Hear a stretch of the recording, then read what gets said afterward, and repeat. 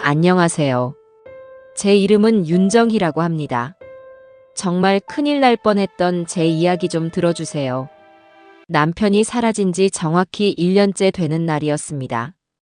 달력에 빨갛게 동그라미를 쳐놓은 것도 아닌데 몸이 먼저 기억하는 날짜라는 게 있나 봐요.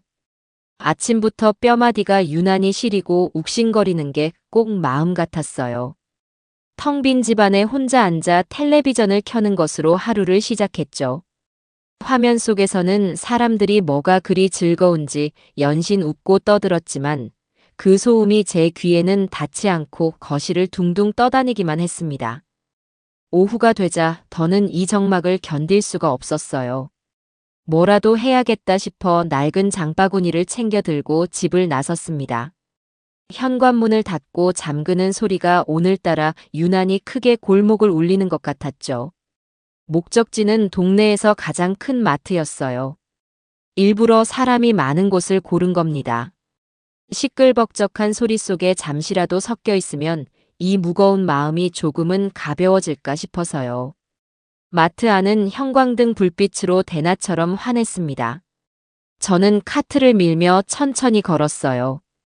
정육 코너에서 풍겨오는 묘한 비린내, 과일 코너의 달큼한 향기, 갓 구운 빵 냄새가 뒤섞여 머리가 어지러울 지경이었죠. 혼자 먹을 저녁거리를 고르는 건 이제 익숙한 일이에요. 두부 한 모, 콩나물 한 봉지, 애호박 하나. 카트에 담기는 것들이 어쩜 이렇게 하나같이 조촐한지 제 신세 같다는 생각에 괜히 헛웃음이 나왔습니다. 한참을 그렇게 마트 안을 배회하는데 문득 남편이 좋아하던 인스턴트 커피가 눈에 들어왔어요. 항상 저렴한 것만 마시던 사람이었는데 유독 이 커피만큼은 꼭 이걸로 사다 놓으라고 신신당부를 했었죠. 저도 모르게 손을 뻗었다가 화들짝 놀라며 걷었습니다. 이제 저 커피를 마실 사람은 없는데. 제 손에 들린 커피 믹스 상자가 마치 무거운 돌덩이처럼 느껴졌어요. 서둘러 제자리에 돌려놓고는 괜히 다른 쪽으로 시선을 돌렸습니다. 마음이 철렁 내려앉는다는 게 이런 기분일까요? 1년이라는 시간이 흘렀는데도 저는 여전히 이렇게 어설프기 짝이 없네요. 계산대로 카트를 밀고 가는데 줄이 꽤 길었어요. 제 앞에 선 젊은 새댁은 아이 기저귀며 분유, 장난감까지 카트에 한가득 실었더군요. 남편과 통화하는지 연신 애교 섞인 목소리로 응, 자기야. 오는 길에 치킨 좀 사다 줘 하고 말하는데 그 평범한 일상이 어찌나 부럽던지. 저는 애써 고개를 돌려 천장의 가격표만 멍하니 바라보았습니다. 어서 오세요, 손님. 드디어 제 차례가 되어 물건들을 계산대 위에 올려놓았어요. 20살이나 되었을까 싶은 앳된 아르바이트생이 쾌활하게 바코드를 찍기 시작했습니다. 삑삑 소리가 경쾌하게 울렸죠. 총만 1,500원입니다. 지갑에서 꾸깃꾸깃한 만원짜리 한 장과 1,000원짜리 몇 장을 꺼내 건넸어요. 그때 계산을 하던 직원이 제 장바구니를 보며 무심코 한마디를 건넸습니다. 어머니, 오늘은 반찬 좋은 거 해드시나 봐요. 악에 없는 그저 손님에게 건네는 상냥한 인사치레였을 뿐인데 그 말이 제 가슴에 비수처럼 날아와 박혔어요. 좋은 반찬이요? 이걸 누구랑 같이 먹는다고.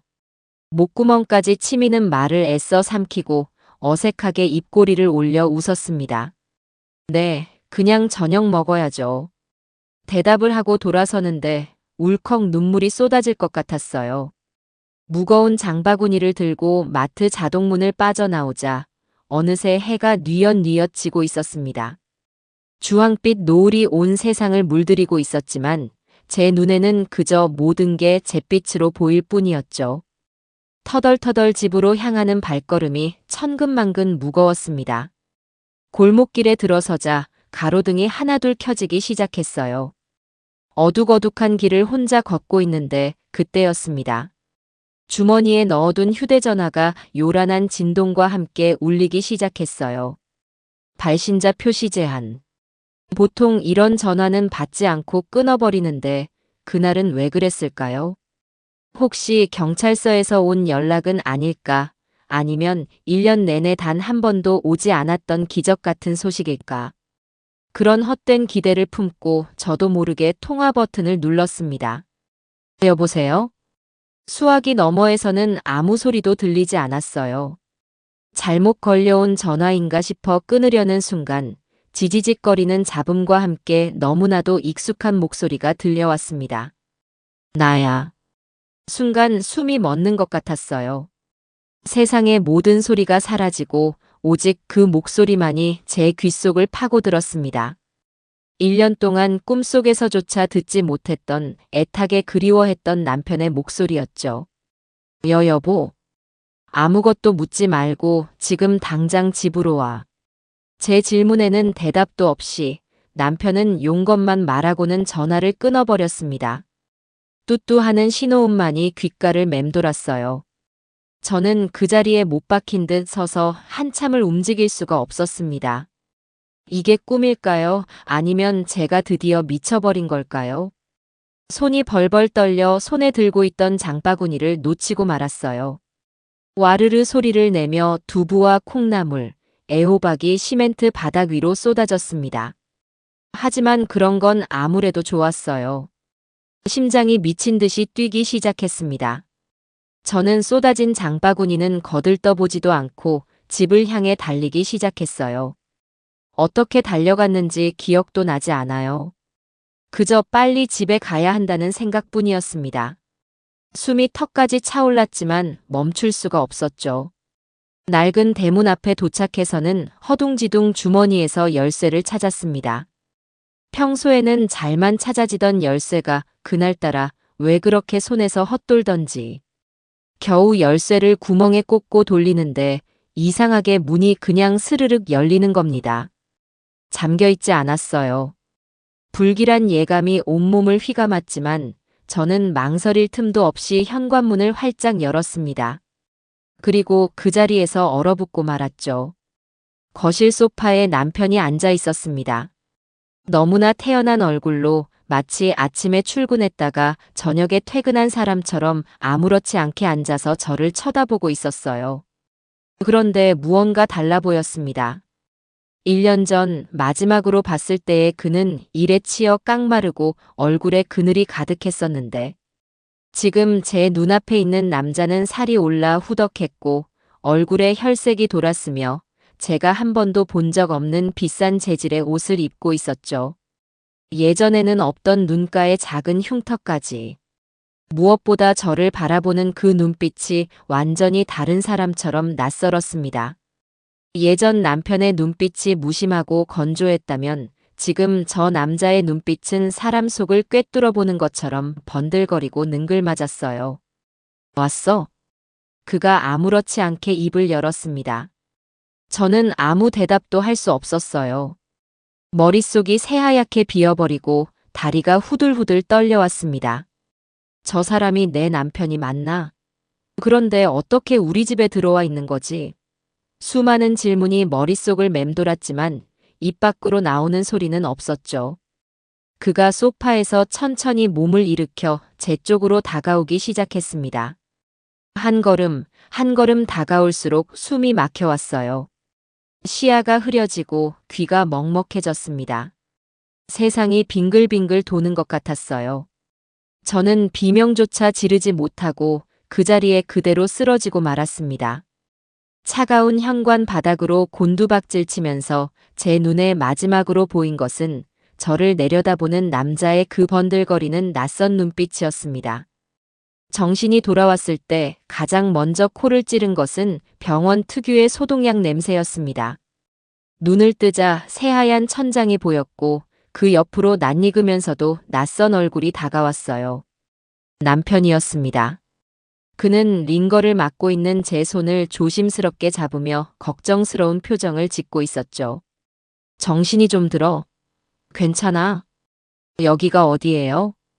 응급실이야. 당신이 현관에서 갑자기 쓰러졌어. 얼마나 놀랐는지 알아? 그의 목소리는 한없이 다정했지만 저는 여전히 눈앞의 상황이 현실인지 분간이 가지 않았습니다. 제 기억 속 남편은 저렇게 따뜻한 눈으로 저를 본 적이 거의 없었거든요. 저는 링거 바늘이 꽂힌 손보다 그에게 잡힌 손이 더 어색하게 느껴졌어요. 조심스럽게 손을 빼내 이마를 짚었습니다. 꿈을 꾼 것 같았죠. 아주 길고 지독한 꿈을요. 내가 왜 쓰러졌을까요? 의사 선생님 말씀으로는 너무 놀라서 일시적으로 쇼크가 온 거래. 괜찮아. 이제 내가 옆에 있잖아. 그가 제 머리카락을 부드럽게 쓸어 넘겨주는데 그 손길에 소름이 오소소 돋았습니다. 분명 제 남편인데 남편이 아닌 것 같은 이 기묘한 위화감. 저는 애써 몸을 일으켜 앉았어요. 그러다 문득 병원비 걱정이 덜컥 들었습니다. 응급실에 링거까지 맞았으니 돈이 꽤 나왔을 텐데 당장 수중에 가진 돈도 얼마 없었거든요. 저기 병원비는 어떡하죠? 제가 조심스럽게 묻자 그는 피식 웃으며 안주머니에서 무언가를 꺼내 보였습니다. 두툼한 5만 원짜리 현금 뭉치였어요. 은행에서 갓 찾아 띠지를 두른 좋기 몇백만 원은 되어 보이는 돈다발이었죠. 제 눈이 동그래지자 그가 으쓱하며 말했습니다. 이걸로도 모자라면 더 있으니까 걱정하지 마. 내가 말했잖아. 이제 당신 고생 안 시킨다고. 어디서 저런 큰 돈이 생긴 걸까요?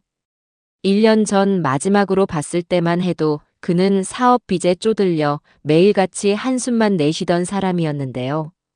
하지만 당장 병원비를 해결할 수 있다는 안도감과 그가 정말로 돈을 많이 벌어서 돌아왔을지도 모른다는 작은 희망이 제 의심을 꾹 눌러버렸습니다.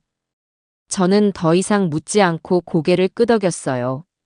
잠시 후 의사와 간호사가 들어와 몇 가지를 확인하고는 퇴원해도 좋다고 했습니다. 그는 아주 능숙하게 수납을 마치고 저를 부축해 병원 밖으로 나섰죠. 병원 주차장에는 제가 처음 보는 번쩍이는 검은색 승용차 한 대가 서 있었습니다. 다. 우리 집까지 편하게 가자고. 이 차는 당신 차예요? 그럼. 그동안 고생한 나에게 주는 선물이지. 당신도 이제 이런 차 탈 자격 충분해. 그가 열어준 조수석 문으로 몸을 싣는데 푹신한 가죽 시트가 몸을 감싸는 느낌이 아주 생경했습니다. 차 안에서는 비싼 가죽 냄새와 은은한 방향제 냄새가 섞여 풍겨왔어요. 남편의 차에서는 늘 담배 찌든 내와 땀 냄새가 났었는데 차는 미끄러지듯 조용히 주차장을 빠져나갔습니다. 창밖으로 익숙한 동네 풍경이 스쳐 지나갔지만 저는 마치 낯선 곳으로 여행을 떠나는 기분이 들었죠. 집으로 가는 내내 차 안에는 어색한 침묵이 흘렀어요. 무슨 말부터 꺼내야 할지 몰랐습니다. 1년 동안 어디서 뭘 했는지, 왜 연락 한 통 없었는지 묻고 싶은 게 산더미 같았지만 입이 떨어지지 않았어요. 제 마음을 읽기라도 한 듯 그가 먼저 입을 열었습니다.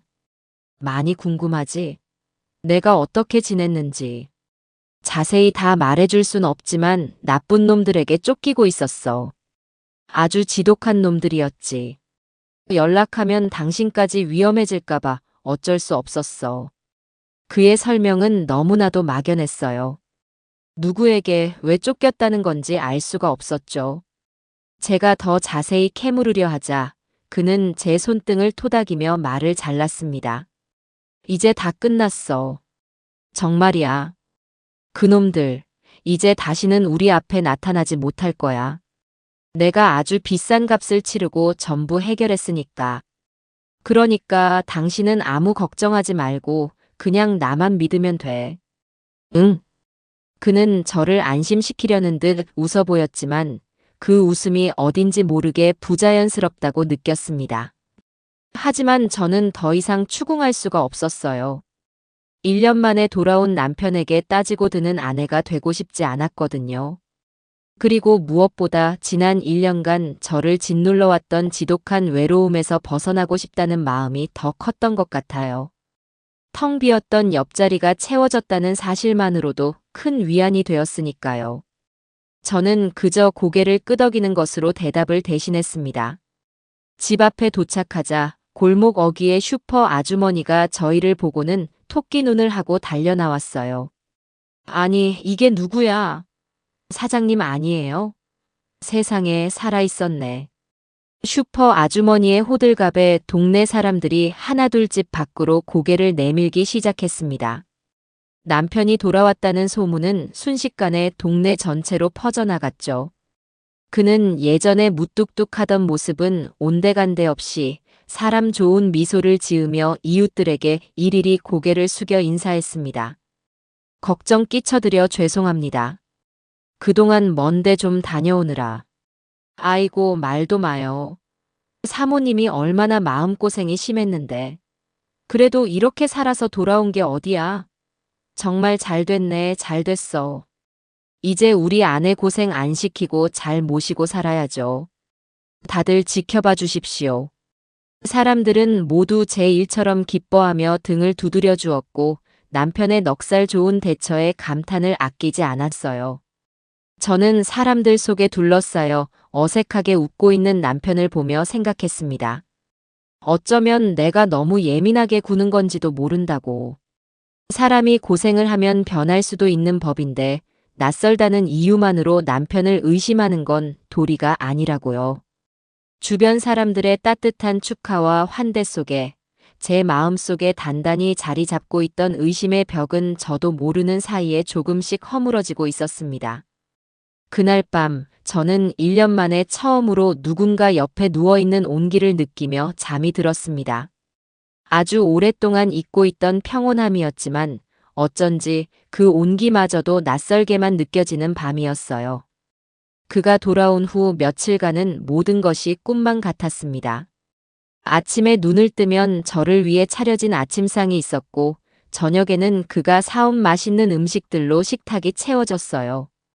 그는 예전과 달리 제게 시시콜콜한 농담을 던지며 웃게 만들었고 설거지나 청소 같은 집안일도 곧잘 꺼들었죠. 저는 이 평화가 영원하기를 바랐습니다. 하지만 그 평화는 그리 오래가지 않았어요. 단단해 보였던 일상에 아주 미세한 균열이 생기기 시작한 겁니다. 가장 먼저 변한 것은 그의 귀가 시간이었습니다. 처음 며칠은 해가 지기도 전에 집에 들어와 저와 함께 저녁 시간을 보냈지만 일주일쯤 지나자 그는 사업 때문에 만날 사람이 있다며 밖으로 나도는 날이 잦아졌어요. 처음에는 그러려니 했습니다. 돈을 벌려면 사람도 만나고 술도 마셔야 하는 법이니까요. 하지만 귀가 시간은 점점 늦어졌고 자정이 넘어 들어오는 날이 허다했죠. 들어올 때마다 그의 몸에서는 짙은 술 냄새와 제가 모르는 낯선 향수 냄새가 뒤섞여 풍겨왔습니다. 어느 날 밤이었습니다. 저는 잠이 오지 않아 뒤척이다가 현관문 비밀번호 누르는 소리에 잠든 척 눈을 감았어요. 그는 고양이처럼 조용한 발걸음으로 침실에 들어와 제 얼굴을 잠시 들여다보더니 휴대전화를 들고 욕실로 들어갔습니다. 그리고는 샤워기 물을 세차게 틀었어요. 처음에는 그냥 씻는가 보다 했는데 물소리에 섞여 희미하게 통화하는 소리가 들려왔습니다. 저는 귀를 쫑긋 세웠죠. 그래, 일은 잘 처리했고 뒤탈 없게 하라고 했잖아. 그의 목소리는 평소의 다정함은 온데간데 없이 아주 낮고 차갑게 가라앉아 있었습니다. 다음 타겟은 확인했어? 나이대는? 혼자 사는 거 확실하고? 좋아. 쓸데없는 감정 섞지 말고 깨끗하게 처리해. 알았어. 타겟, 처리. 도무지 제가 아는 사업가의 대화라고는 생각할 수 없는 단어들이었어요. 심장이 철렁 내려앉았습니다. 저 사람이 도대체 무슨 일을 하는 걸까? 온갖 끔찍한 상상이 머릿속을 스쳐 지나갔죠. 잠시 후 그는 물을 끄고 아무 일 없었다는 듯 욕실에서 나왔습니다. 저는 심장이 터질 것처럼 뛰는 것을 애써 진정시키며 숨을 골랐어요. 그는 제가 자는 줄 아는지 제 옆에 조용히 눕더니 금세 색색거리는 숨소리를 내며 잠이 들었습니다. 저는 뜬 눈으로 밤을 새웠습니다. 제 옆에 누워있는 저 남자가 제가 알던 남편이 정말 맞는 건지 확신할 수가 없었어요. 다음 날 아침, 그는 언제 그랬냐는 듯 다시 다정한 남편으로 돌아와 있었습니다. 밤새 저를 괴롭혔던 의심과 불안을 차마 입 밖으로 꺼낼 수가 없었어요. 물증도 없이 그를 추궁했다가 이 평화가 깨져버릴까봐 두려웠거든요. 제가 억지로 웃으며 아침상을 차리고 있는데 그가 불쑥 쇼핑백 하나를 내밀었습니다. 이게 뭐예요? 당신 선물. 열어봐. 쇼핑백 안에는 제가 평생 한 번도 가져본 적 없는 번쩍이는 로고가 박힌 명품 가방이 들어있었어요. 텔레비전 속 연예인들이나 들고 다니는 딱 봐도 아주 비싸 보이는 물건이었죠. 이걸 왜 이렇게 비싼 걸? 당신 평생 시장에서 파는 가방만 메고 다녔잖아. 이제 이런 것도 좀 들어봐야지. 그는 대수롭지 않게 말했지만 저는 그 가방이 너무나 부담스러웠습니다. 제 옷차림이나 형편에 전혀 어울리지 않는 물건이었으니까요. 이건 마치 훔친 옷을 입은 것처럼 저를 불편하게 만들었어요. 제가 어색하게 가방을 내려놓자 그가 제 표정을 살피며 말했습니다. 마음에 안 들어? 더 좋은 걸로 사줄까? 아니에요. 그냥 나한테는 너무 과분해서 그래요. 과분하긴. 이 정도는 아무것도 아니야. 내가 조만간 더 크고 좋은 걸로 선물해 줄 테니까 기대하고 있어. 그는 제 어깨를 두드리며 의미심장한 미소를 지었습니다. 그 미소를 보는 순간 저는 어젯밤 욕실에서 들었던 그의 차가운 목소리가 떠올랐어요. 이 비싼 선물은 혹시 저를 안심시키기 위한 혹은 입을 막기 위한 뇌물은 아닐까 하는 끔찍한 생각이 들었죠. 균열은 거기서 그치지 않았습니다. 며칠 뒤 아들에게서 전화가 걸려왔어요. 아버지가 돌아왔다는 소식을 이웃에게 전해 듣고는 놀라서 전화한 것이었죠. 엄마, 아버지가 돌아오셨다면서요? 정말이에요? 왜 저한테는 연락 안 하셨어요? 아들의 흥분한 목소리에 저도 모르게 울컥 눈물이 났습니다. 그래, 아들. 아빠 돌아왔어. 경황이 없어서 연락을 못했다. 세상에 정말 다행이다. 제가 내일 당장 내려갈게요. 아버지 얼굴 뵈어야죠. 오랜만에 온 가족이 모일 수 있다는 생각에 잠시나마 행복했어요. 그런데 그때 제 통화를 옆에서 듣고 있던 남편이 제게서 수화기를 빼앗아 들었습니다. 아들, 나다. 그는 아주 차분한 목소리로 말을 이었어요. 그래, 아비다. 아직은 오지 마라. 내가 아직 너희 볼 면목이 없다. 몸도 마음도 좀 추스르고 정리할 것도 있으니 당분간은 우리 둘만의 시간을 좀 갖고 싶구나. 아비가 먼저 연락할 테니 그때 오너라. 일방적인 통보였습니다. 아들이 뭐라 더 말하려 했지만 그는 이만 끊는다며 전화를 끊어버렸습니다. 제가 황당한 표정으로 그를 쳐다보자 그는 아주 그럴듯한 변명을 늘어놓았어요. 아직은 아니야.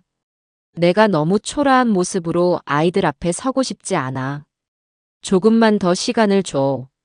내가 완벽하게 준비되면 그때는 온 가족 다 같이 모여서 멋지게 식사 한번 하자고. 그의 말은 너무나 합리적이어서 반박할 수가 없었습니다. 하지만 저는 본능적으로 느낄 수 있었어요. 그가 저를 제 가족들로부터 교묘하게 고립시키고 있다는 것을요. 외부와의 연결을 차단하고 오직 자신에게만 의지하게 만들려는 속셈이라는 것을요. 그날 이후 저는 그가 없는 시간에 몰래 아들에게 전화를 걸어 안부를 전해야만 했습니다. 그는 제 모든 것을 통제하려 들기 시작했고 저는 서서히 보이지 않는 감옥에 갇히는 기분이 들었어요. 밤마다 그의 비밀스러운 통화는 계속되었고 아침이면 어색한 선물이 제 앞에 놓였습니다. 저는 웃고 있었지만 속은 타들어가고 있었어요. 이 기묘한 동거의 끝이 어디일지 저는 짐작조차 할 수 없었습니다. 그와의 아슬아슬한 동거가 한 달쯤 이어졌을 때 그는 본격적으로 돈 이야기를 꺼내기 시작했습니다. 처음에는 아주 사소하고 일상적인 대화 속에서부터였어요. 저녁을 먹으며 텔레비전 경제 뉴스를 보다가 무심코 한마디씩 던지는 시기였습니다. 저것 봐, 여보. 친구 녀석 하나가 저 주식 사서 얼마 전에 빌딩을 샀다잖아. 요즘 세상은 돈이 돈을 버는 세상이야. 우리처럼 꼬박꼬박 저축만 하는 사람들은 평생 제자리 걸음일 뿐이라고. 그는 마치 남의 이야기를 하는 것처럼 말했지만 그 화살이 결국 저를 향하고 있다는 것을 모를 만큼 저는 어리석지 않았어요. 며칠 뒤에는 저녁 식사 자리에서 대놓고 제 경제 사정을 떠보기 시작했습니다. 그런데 당신, 내가 없던 1년 동안 어떻게 지냈어? 내가 남겨둔 돈도 없었을 텐데. 힘들었지? 그냥 닥치는 대로 일하면서 버텼죠. 식당 일도 하고, 청소 일도 하고. 아이고, 내가 정말 죄인이네. 당신 퇴직금 받아놓은 건 아직 그대로 있고, 그걸로 생활비 썼던 건 아니지? 그는 제 퇴직금 액수가 얼마인지, 어느 은행에 넣어두었는지, 심지어 매달 나오는 국민연금 액수까지 아주 상세하게 물었습니다. 마치 제 재산 목록을 작성하기라도 하는 것처럼요. 저는 그저 그가 제 노후를 걱정해주는 것이라고 애써 좋게 생각하려 했지만 마음 한구석의 찝찝함은 감출 수가 없었죠. 그의 눈빛은 저를 걱정하는 사람의 눈빛이 아니라 먹잇감의 가치를 측정하는 사냥꾼의 눈빛에 가까웠으니까요. 그의 밑밥 깔기는 아주 치밀하고 점진적이었습니다. 그는 제게 경제적 무능함과 위기감을 동시에 심어주었어요. 은행 이자는 물가 상승률도 못 따라간다느니 지금처럼 있다가는 나중에 병원비도 없어서 자식들에게 손 벌리게 될 거라느니. 매일같이 그런 이야기를 듣다 보니 저도 모르게 불안해지기 시작했습니다. 평생을 성실하게 일하며 모은 제 돈이 마치 당장이라도 휴지 조각이 될 것처럼 느껴졌죠. 결전의 날은 아주 추운 겨울밤에 찾아왔습니다. 그날따라 그는 평소보다 더 많은 술을 마시고 자정이 훌쩍 넘은 시간에 비틀거리며 들어왔어요. 저는 자는 척 누워 있었는데 그가 침대 옆에 털썩 주저앉더니 소리 없이 흐느끼기 시작했습니다. 제가 놀라서 몸을 일으키자 그는 기다렸다는 듯이 제 손을 덥석 잡았어요. 여보, 나 좀 도와줘. 제발. 그의 얼굴은 눈물과 콧물로 범벅이 되어 있었습니다.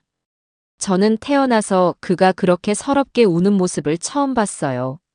무슨 일이에요? 왜 그래요?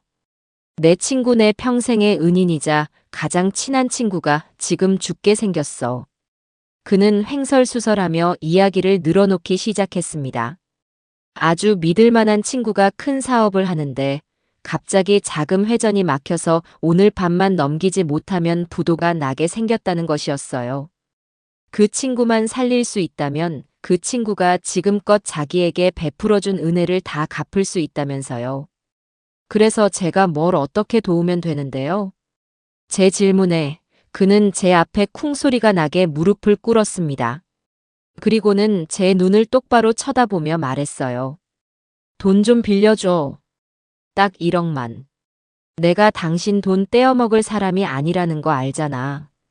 이 친구 사업이 정상화되기만 하면 투자금의 2배, 아니 3배로 갚겠다고 약속했어.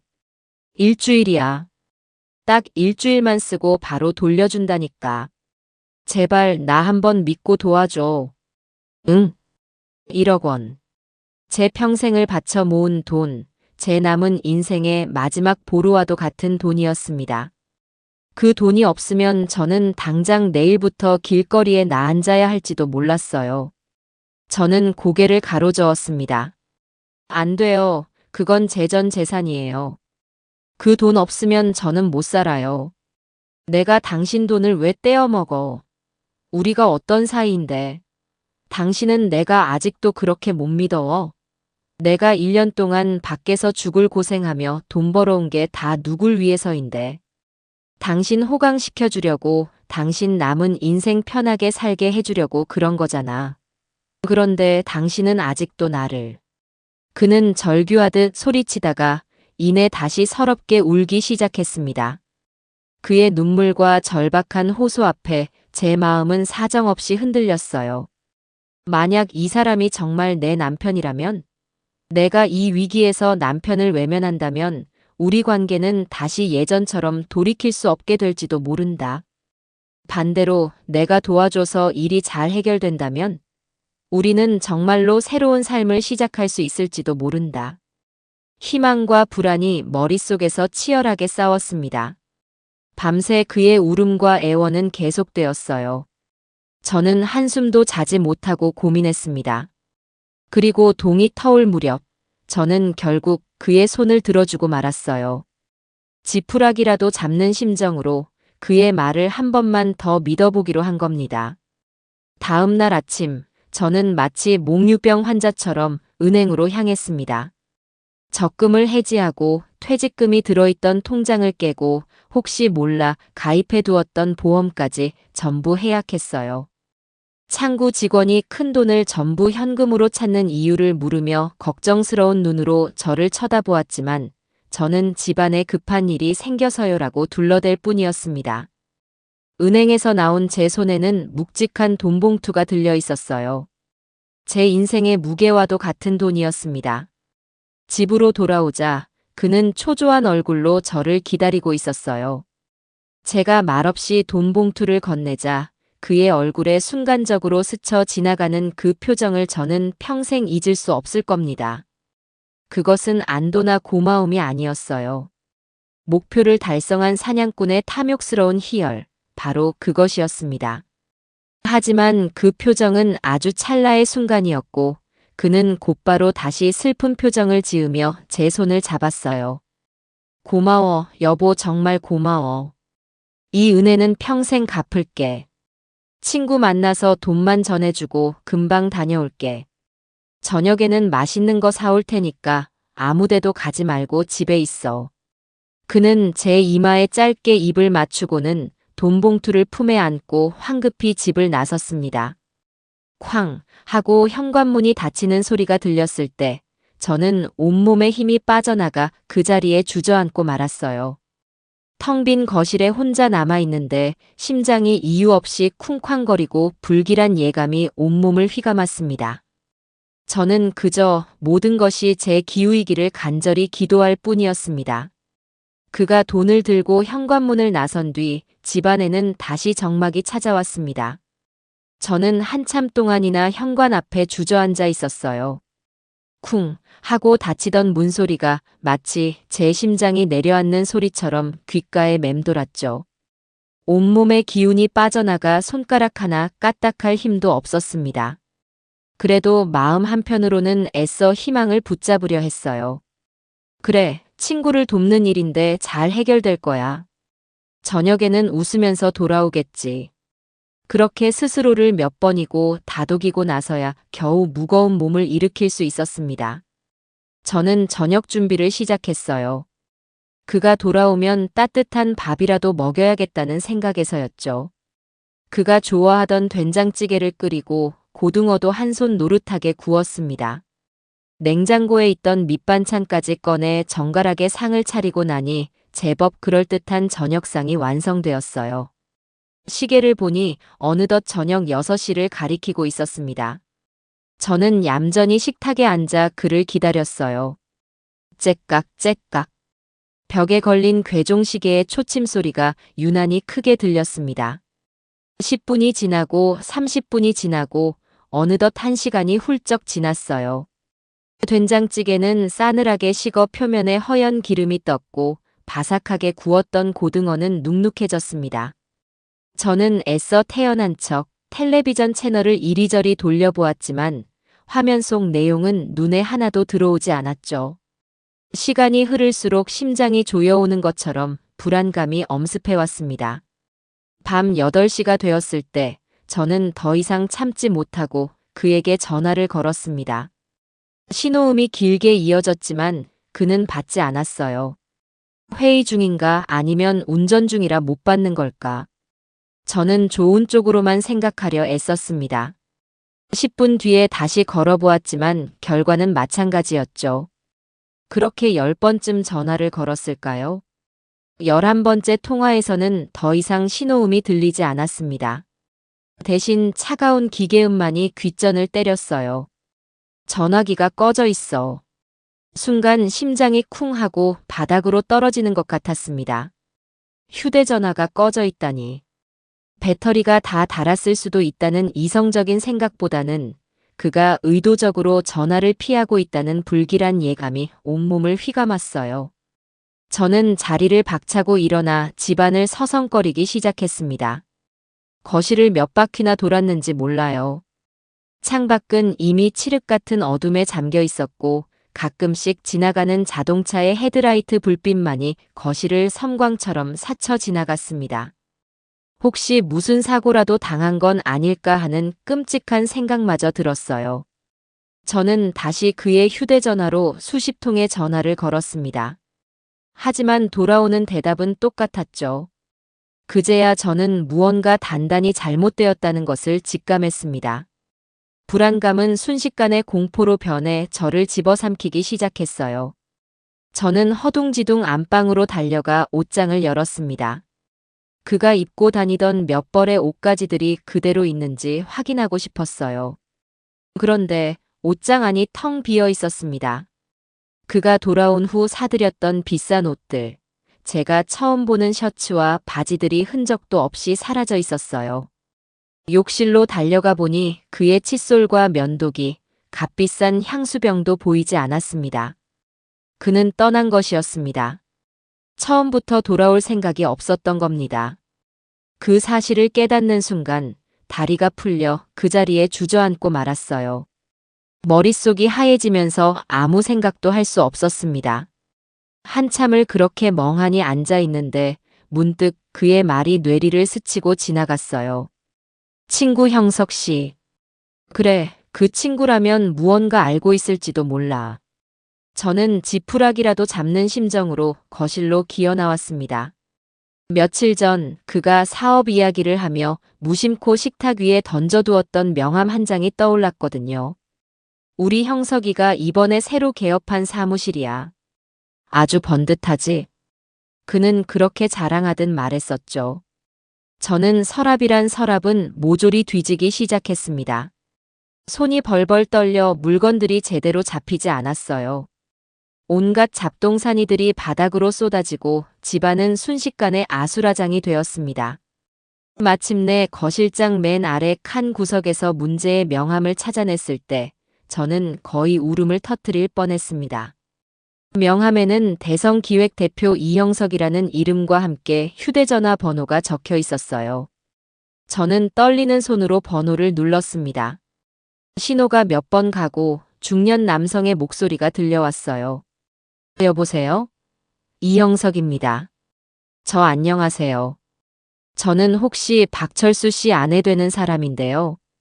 저는 제 남편의 이름을 댔습니다. 그가 제 앞에서 사용했던 이름이었으니까요. 수화기 너머의 남자는 잠시 말이 없더니 조심스럽게 물었어요. 아, 네. 그런데 무슨 일로 전화를 주셨는지요? 제 남편이 오늘 이 대표님 사업 자금 때문에 급하게 돈이 필요하다고 해서. 혹시 제 남편 지금 거기 있나요? 연락이 안 돼서요. 제 목소리는 형편없이 떨리고 갈라졌습니다. 하지만 수화기 너머에서 돌아온 대답은 제 마지막 희망마저 산산조각 내버렸어요. 네. 무슨 말씀이세요? 박 사장님 아내분이라니 제가 박 사장님한테 돈을 빌린 적이 없는데요. 사업 자금이요? 저는 오늘 박 사장님하고 통화한 적도 없습니다. 네. 그럴 리가요. 분명히 이 대표님을 만나러 간다고 1억 원을. 1억이요? 아이고 사모님. 이거 뭔가 단단히 잘못 아신 것 같습니다. 저는 그런 큰 돈을 부탁한 적도 없고 받은 적도 없습니다. 대체 이게 무슨 상황인지. 형석 씨의 목소리는 진심으로 당황하고 황당해하는 기색이 역력했습니다. 거짓말을 하는 사람의 목소리가 아니었어요. 그 순간 제 머릿속에 모든 퍼즐 조각이 맞춰졌습니다. 처음부터 친구 이야기는 거짓말이었던 겁니다. 제 돈을 노리고 꾸며낸 비참한 연극이었던 거죠. 사모님? 여보세요? 괜찮으세요? 수화기 너머에서 들려오는 목소리가 점점 멀어졌습니다. 저는 더 이상 아무 말도 할 수 없었어요.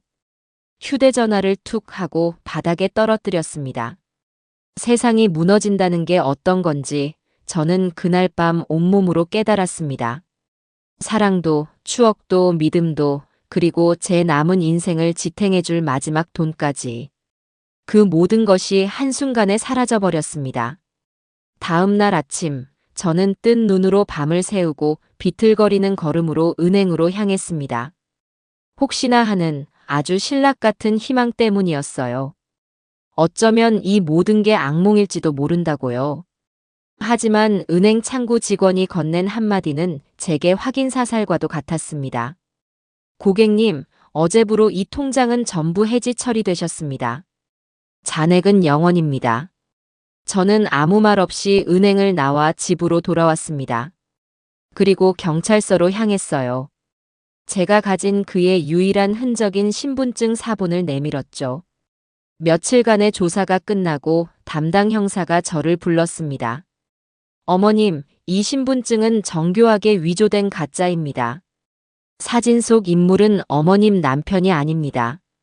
형사의 말이 끝나자마자 제 세상은 정말로 끝이 났습니다. 모든 것이 거짓이었습니다. 돌아온 남편도, 그의 다정함도, 그의 눈물도. 저는 경찰서 의자에 앉아 소리도 내지 못한 채 그저 눈물만 뚝뚝 흘렸습니다. 1년의 기다림과 한 달의 짧은 행복은 너무나도 비싼 대가를 치른 잔인한 신기루에 불과했습니다. 모든 것이 거짓이었다는 사실을 알게 된 후, 저는 며칠간 시체처럼 누워만 있었습니다. 먹지도 마시지도 씻지도 않았어요. 살아있다는 감각 자체가 느껴지지 않았죠.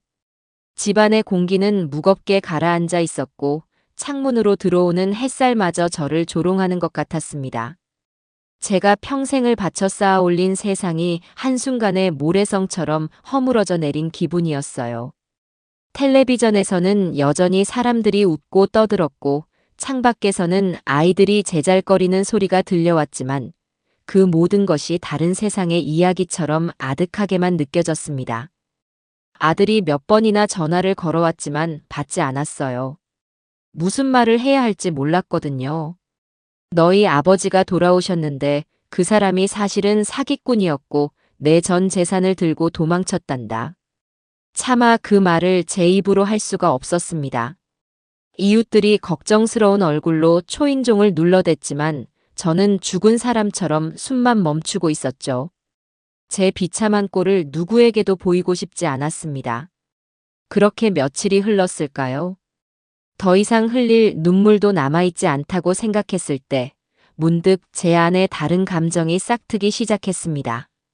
슬픔과 절망이 있던 자리에 차갑고 날카로운 무언가가 서서히 차오르기 시작한 겁니다. 분노였습니다. 그놈에 대한 증오와 제 자신에 대한 한심함이 뒤섞인 아주 지독한 감정이었죠. 이대로 죽은 사람처럼 누워만 있을 수는 없어. 저는 자리에서 벌떡 일어났습니다. 며칠 만에 마주한 거울 속 제 모습은 영락없는 몰골이었어요. 퀭한 눈, 푸석한 피부, 산발이 된 머리. 하지만 그 눈동자만은 예전과 달리 이글거리고 있었습니다. 저는 욕실로 들어가 찬물로 세수를 했어요. 정신이 번쩍 드는 것 같았죠. 그래, 이 집을 정리하자. 그놈의 흔적을 모조리 치워버리는 거야.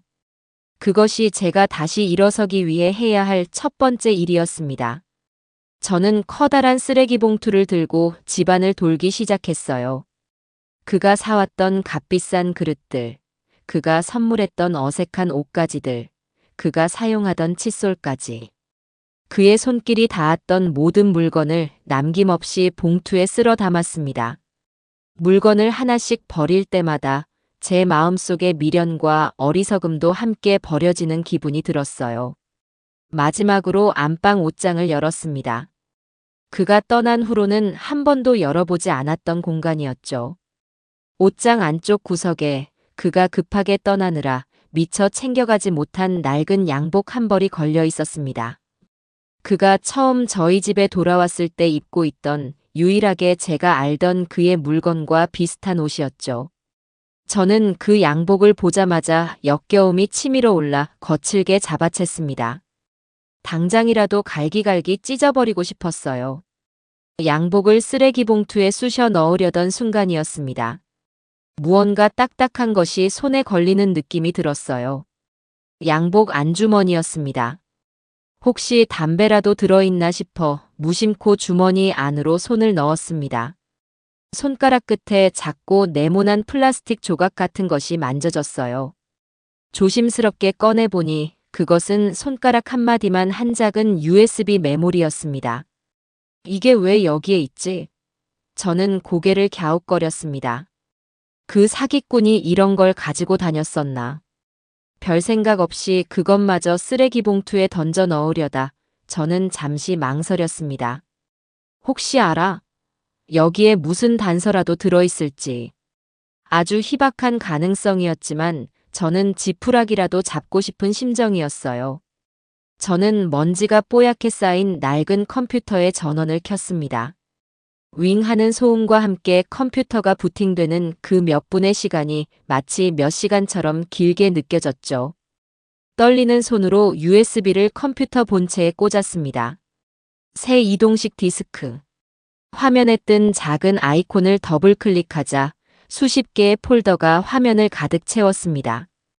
폴더의 이름들은 숫자로만 되어 있었어요. 저는 호기심에 가장 위에 있는 1폴더를 열어보았습니다. 그리고 그 안의 내용을 확인하는 순간 온몸에 피가 차갑게 식는 것을 느꼈습니다. 폴더 안에는 제 사진이 들어 있었습니다. 몇 년 전 동네 사진관에서 찍은 낡은 증명사진이었어요. 그리고 그 옆으로는 제 이름과 나이, 주소, 가족관계, 심지어 제가 가진 재산 내역과 거래하는 은행 이름까지 상세하게 적힌 텍스트 파일이 있었습니다. 마치 저라는 사람을 완벽하게 해부해 놓은 정밀한 보고서 같았죠. 저는 떨리는 손으로 다른 폴더들을 열어보기 시작했습니다. 이 폴더에는 저보다 나이가 조금 더 많아 보이는 한 여성의 사진과 신상 정보가, 3폴더에는 단아한 인상의 또 다른 여성의 정보가 들어 있었어요. 모든 파일의 형식은 똑같았습니다. 피해자의 사진, 상세한 개인정보, 그리고 통장 거래 내역을 스캔한 파일까지. 피해자들은 모두 저처럼 혼자 사는 중년 여성이거나 남편과 사별한 노인들이었습니다. 저는 그제야 깨달았습니다. 이것은 저 혼자만의 비극이 아니었다는 것을요. 저는 그저 그의 수많은 사기 행각 중 하나에 불과했던 겁니다. 놈은 아주 오랫동안 치밀하고 조직적으로 여러 명의 여성들을 상대로 사기를 쳐왔던 것이죠. 화면 속 여성들의 얼굴을 하나하나 들여다보는데 그들의 공허한 눈빛이 마치 제 모습을 보는 것 같아 가슴이 미어졌습니다. 우리는 모두 같은 놈에게 같은 방식으로 가장 약한 부분을 공격당한 피해자들이었습니다. 저는 그 자리에 주저앉아 한참을 울었습니다. 하지만 이번의 눈물은 이전의 것과 달랐어요. 절망과 슬픔의 눈물이 아니었습니다. 그것은 함께 고통받는 이들에 대한 연민과 이 모든 것을 계획하고 실행한 그 악마에 대한 참을 수 없는 분노의 눈물이었습니다. 저는 더 이상 혼자가 아니었습니다. 보이지는 않지만 저와 같은 아픔을 겪고 있을 수많은 자매들이 있다는 사실이 제게 이상한 용기를 주었어요. 저는 눈물을 닦고 다시 모니터를 노려보았습니다. 이제 뭘 해야 할지 분명해졌습니다. 그날 이후 저는 탐정이자 수사관이 되었습니다. 잠자는 시간도 잊은 채 낡은 컴퓨터 앞에 앉아 USB 속 파일들을 샅샅이 파헤치기 시작했어요. 보면 볼수록 그놈의 치밀함과 악랄함에 치가 떨렸습니다. 이것은 단순한 사기 사건 기록이 아니었어요. 한 사람의 인생을 완벽하게 파괴하기 위한 정교하고 잔인한 계획서였습니다. 각 피해자의 폴더 안에는 접근 시나리오라는 이름의 파일이 하나씩 들어 있었습니다. 제 파일에는 이렇게 적혀 있었죠. 타겟 윤정희. 1년 전 남편 실종. 현재 극심한 외로움과 경제적 불안감을 느끼고 있음. 실종된 남편과 비슷한 인상으로 접근하여 신뢰를 얻은 후 퇴직금을 포함한 전 재산을 목표로 할 것. 소름이 끼쳤습니다. 그는 제 아픔과 약점을 처음부터 완벽하게 파악하고 그것을 미끼로 저를 낚았던 겁니다. 다른 피해자들의 시나리오도 마찬가지였어요. 자식과 의절하고 외롭게 지내는 노인에게는 잃어버린 아들 행세를 하고 남편과 사별한 지 얼마 안 된 여성에게는 죽은 남편과 닮은 운명적인 남자로 접근하는 시기였습니다. 파일들을 더 깊이 파고들수록 더욱 충격적인 사실들이 드러났습니다. 그는 단순히 연기만 한 것이 아니었어요. 외모 변천사라는 이름의 폴더를 발견했을 때 저는 저도 모르게 비명을 지를 뻔했습니다. 그 폴더 안에는 박태호가 여러 차례에 걸쳐 성형수술을 받는 과정이 담긴 사진들이 날짜별로 정리되어 있었어요. 어떤 사진에서는 쌍꺼풀 수술을 하고 있었고 다른 사진에서는 코를 높이거나 턱을 깎고 있었습니다. 그는 각 타겟의 기억 속에 있는 그리운 사람과 최대한 비슷한 인상을 만들기 위해 자신의 얼굴을 마치 찰흙처럼 주무르고 바꿔왔던 겁니다. 사진들을 넘겨보던 제 손가락이 어느 한 지점에서 멈췄습니다. 1년 반쯤 전의 날짜가 찍힌 사진이었어요. 사진 속에서 그는 붕대를 칭칭 감고 있었지만 어딘지 모르게 제 실종된 남편의 젊은 시절 얼굴과 닮아 있었습니다. 그제야 모든 것이 분명해졌어요. 그는 저를 타겟으로 정한 순간부터 제 남편의 얼굴을 훔치기로 계획했던 겁니다. 제가 그리워하고 사랑했던 그 얼굴은 사실은 저를 속이기 위해 만들어진 끔찍한 괴물의 가면이었던 거죠.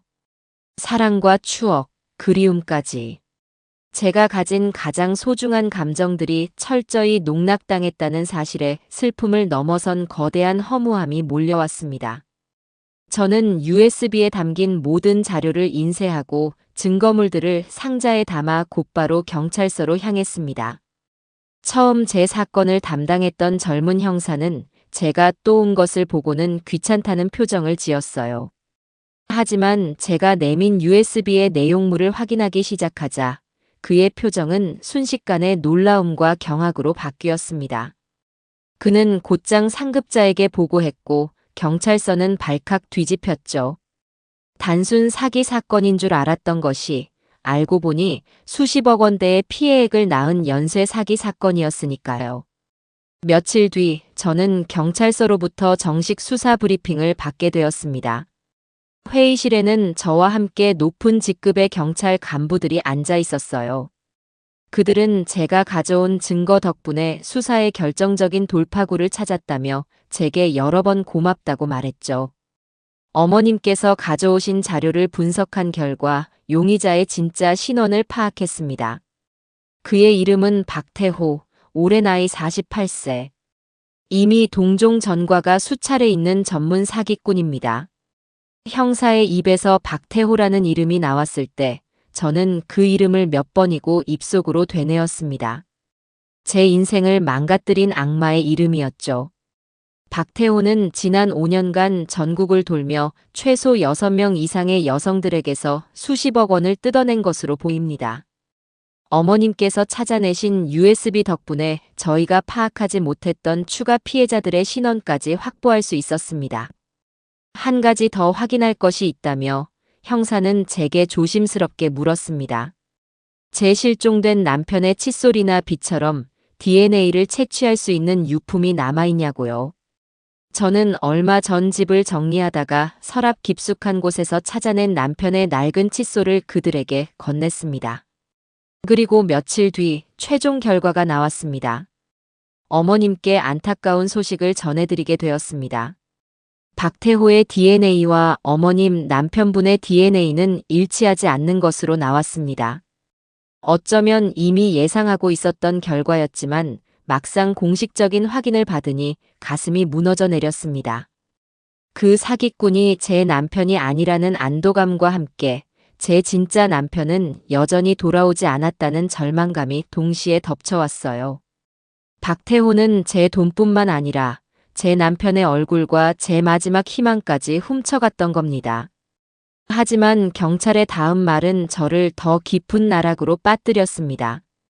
박태호는 아주 영리한 놈입니다. 대포폰과 현금만 사용하고 한 곳에 오래 머무르지 않으며 주기적으로 외모까지 바꾸기 때문에 검거가 쉽지 않습니다. 저희가 전국에 수배령을 내리고 모든 수사력을 동원하겠지만 솔직히 언제 잡힐지는 장담하기 어렵습니다. 결국 법과 제도가 저를 완벽하게 구제해주지는 못할 수도 있다는 말이었습니다. 그 말을 듣는 순간 제 안에서 무언가 툭 하고 끊어지는 소리가 났어요. 슬픔, 분노, 허무함 같은 감정들이 모두 사라지고 그 자리에 아주 차갑고 단단한 무언가가 들어섰습니다. 그것은 결심이었습니다. 저는 집으로 돌아와 USB에서 출력했던 피해자들의 명단을 펼쳐보았습니다.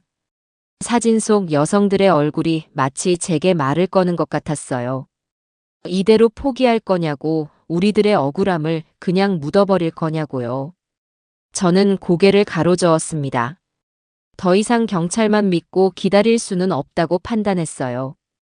우리가 직접 나서야 한다고. 저는 명단 가장 위에 있는 이름과 전화번호를 손가락으로 짚었습니다. 그리고 수화기를 들었어요. 심장이 조금 떨렸지만 목소리는 이상할 정도로 차분하게 나왔습니다. 첫 번째 피해자에게 전화를 걸기 위해 번호를 하나씩 아주 또박또박 눌렀습니다. 이제부터는 제가 반격을 시작할 차례였습니다. 경찰서를 나서는 제 발걸음은 천근만근 무거웠습니다. 박태호. 제 인생을 송두리째 집어삼킨 그 악마의 이름을 곱씹으며 집으로 향하는 길은 유난히 멀게 느껴졌어요. 형사의 마지막 말이 귓가에 이명처럼 맴돌았죠. 언제 잡힐지는 장담하기 어렵습니다.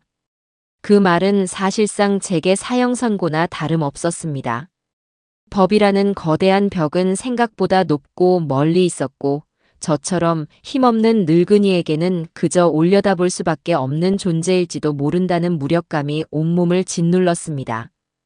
집에 돌아와 불도 켜지 않은 채 캄캄한 거실에 한참을 앉아 있었어요. 창밖으로 들어오는 희미한 가로등 불빛이 먼지 쌓인 가구들의 윤곽을 희미하게 비추고 있었죠. 한 달 전 저 소파에 그놈이 앉아 있었는데, 저 식탁에서 나와 마주보고 웃으며 밥을 먹었는데, 집안 곳곳에 그의 흔적이 유령처럼 떠다니는 것 같아 숨이 막혔습니다. 저는 이대로 주저앉아 그 유령들과 함께 여생을 보내게 될지도 모른다는 끔찍한 공포에 사로잡혔어요. 얼마나 그렇게 앉아 있었을까요? 문득 경찰서에서 받아온 서류 봉투가 손에 잡혔습니다. 그 안에는 박태호의 신상 정보와 함께 제가 USB에서 출력했던 다른 피해자들의 명단이 들어 있었죠. 저는 서류들을 바닥에 전부 쏟아냈습니다. 그리고 한 장 한 장 아주 천천히 읽어 내려가기 시작했어요. 부산에 사는 김은숙 씨, 68세. 남편과 사별 후 작은 분식집을 운영하며 혼자 살고 있었죠. 박태호는 죽은 남편과 닮은 외모로 접근해 황혼의 로맨스를 속삭인 뒤 가게 확장 자금 명목으로 8천만 원을 뜯어냈습니다. 강릉에 사는 최경자 씨, 72세. 자식들은 모두 출가시키고 홀로 지내던 그녀에게 박태호는 말벗이 되어주겠다며 다가가 아들이 급하게 수술비가 필요하다는 거짓말로 1억 2천만 원을 편취했더군요.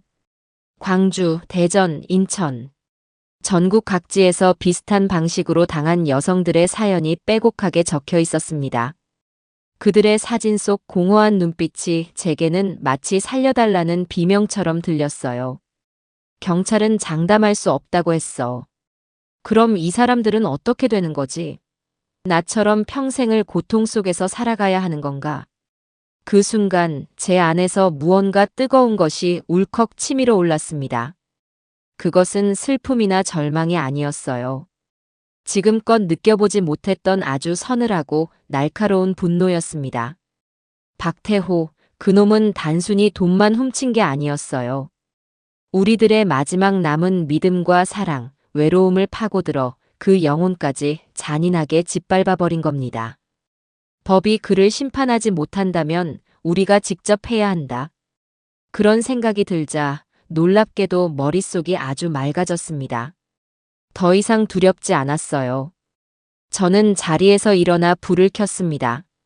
그리고 가장 먼저 전화기 앞으로 다가갔어요. USB에 있던 다른 피해자들의 연락처를 종이에 옮겨 적기 시작했죠. 이름, 나이, 거주지, 그리고 전화번호. 한 글자 한 글자 눌러 쓰는데 이것이 단순한 명단이 아니라 곧 결성될 우리 군대의 명단처럼 느껴졌습니다. 우리가 힘을 합치면 경찰이 찾지 못하는 그놈을 찾아낼 수 있을지도 모른다는 희망이 생겼어요. 모든 연락처를 옮겨 적고 나서 저는 첫 번째로 전화를 걸 사람을 골랐습니다. 부산의 김은숙 씨. 저와 비슷한 연배에 비슷한 방식으로 당한 그녀라면 제 마음을 이해해 줄 것 같았거든요. 수화기를 드는 손이 미세하게 떨렸습니다. 내가 과연 이 사람을 설득할 수 있을까? 혹시 나까지 사기꾼으로 오해하면 어떡하지? 수많은 걱정이 머릿속을 스쳐 지나갔지만 저는 눈을 질끈 감고 번호를 눌렀습니다. 따르르릉 따르르릉. 길게 이어지는 신호음이 제 심장 소리처럼 들렸습니다. 포기하고 끊으려던 찰나 덜컥 하는 소리와 함께 수화기 너머에서 잔뜩 경계심이 서린 목소리가 들려왔어요. 여보세요. 저 안녕하세요. 저는 서울에 사는 윤정희라고 합니다. 서울이요? 누군데요? 저 서울에 아는 사람 없는데요. 목소리는 아주 차갑고 날카로웠습니다. 이미 사람에 대한 믿음을 완전히 잃어버린 사람의 목소리였죠. 저는 마른 침을 삼키고 최대한 차분하게 말을 이었습니다. 실례인 줄은 알지만 아주 중요한 일 때문에 연락드렸습니다. 혹시 박태호라는 남자를 아십니까? 박태호라는 이름이 제 입에서 나오는 순간 수화기 너머의 여자는 숨을 헙 하고 들이마시는 것 같았어요. 잠시 침묵이 흘렀습니다. 그 침묵이 제게는 긍정의 의미로 다가왔죠. 당신 누구야?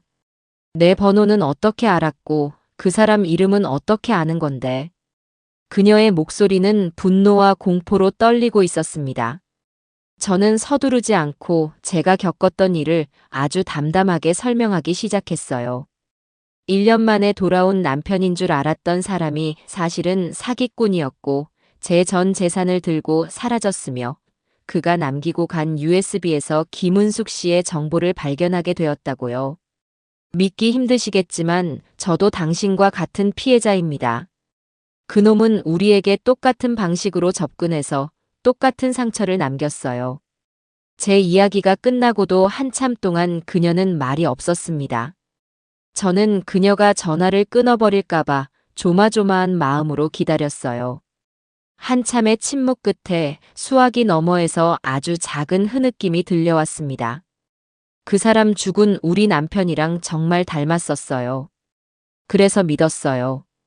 하늘이 내게 마지막으로 보내준 선물인 줄 알았는데. 그녀의 목소리가 터져나오는 울음에 잠겼습니다. 저도 모르게 눈시울이 뜨거워졌어요.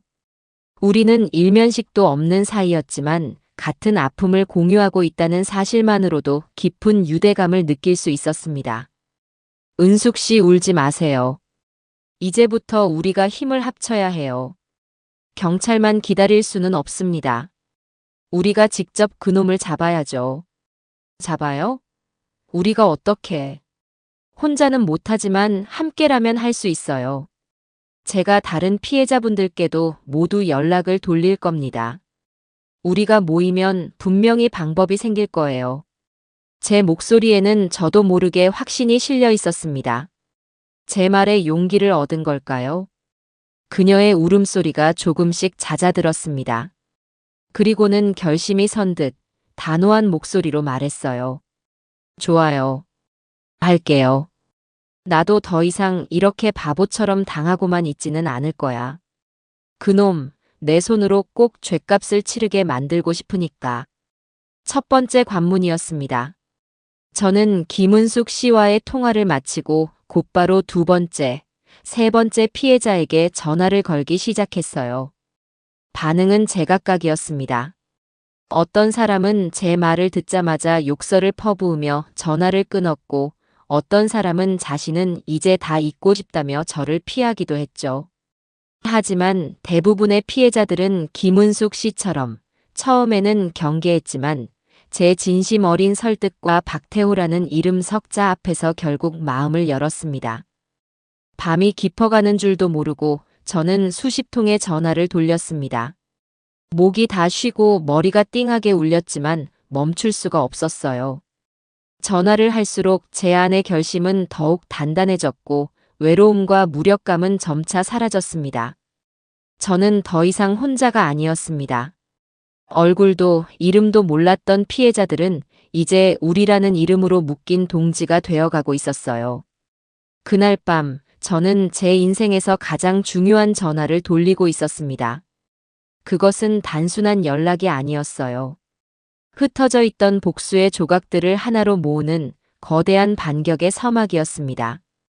며칠 뒤 우리는 서울역 근처의 한 작은 카페 회의실에서 처음으로 얼굴을 마주하기로 했습니다. 전국 각지에서 모여야 했기에 가장 교통이 편한 곳으로 장소를 정했죠. 약속 시간이 다가올수록 심장이 두근거렸어요. 과연 몇 명이나 올까? 혹시 아무도 오지 않으면 어떡하지? 온갖 걱정이 머릿속을 맴돌았습니다. 제가 약속 장소에 가장 먼저 도착했습니다. 낡은 테이블과 의자 몇 개가 전부인 썰렁한 회의실이었지만 제게는 마치 전쟁을 앞둔 장수의 작전실처럼 느껴졌죠. 잠시 후 문이 열리고 한 여성이 조심스럽게 안으로 들어왔습니다. 부산에서 올라온 김은숙 씨였어요. 전화기 너머로 들었던 목소리처럼 고생한 세월이 고스란히 느껴지는 초췌한 얼굴이었지만 그 눈빛만은 단단해 보였습니다. 우리는 말없이 서로를 바라보다가 누가 먼저랄 것도 없이 손을 꼭 잡았어요.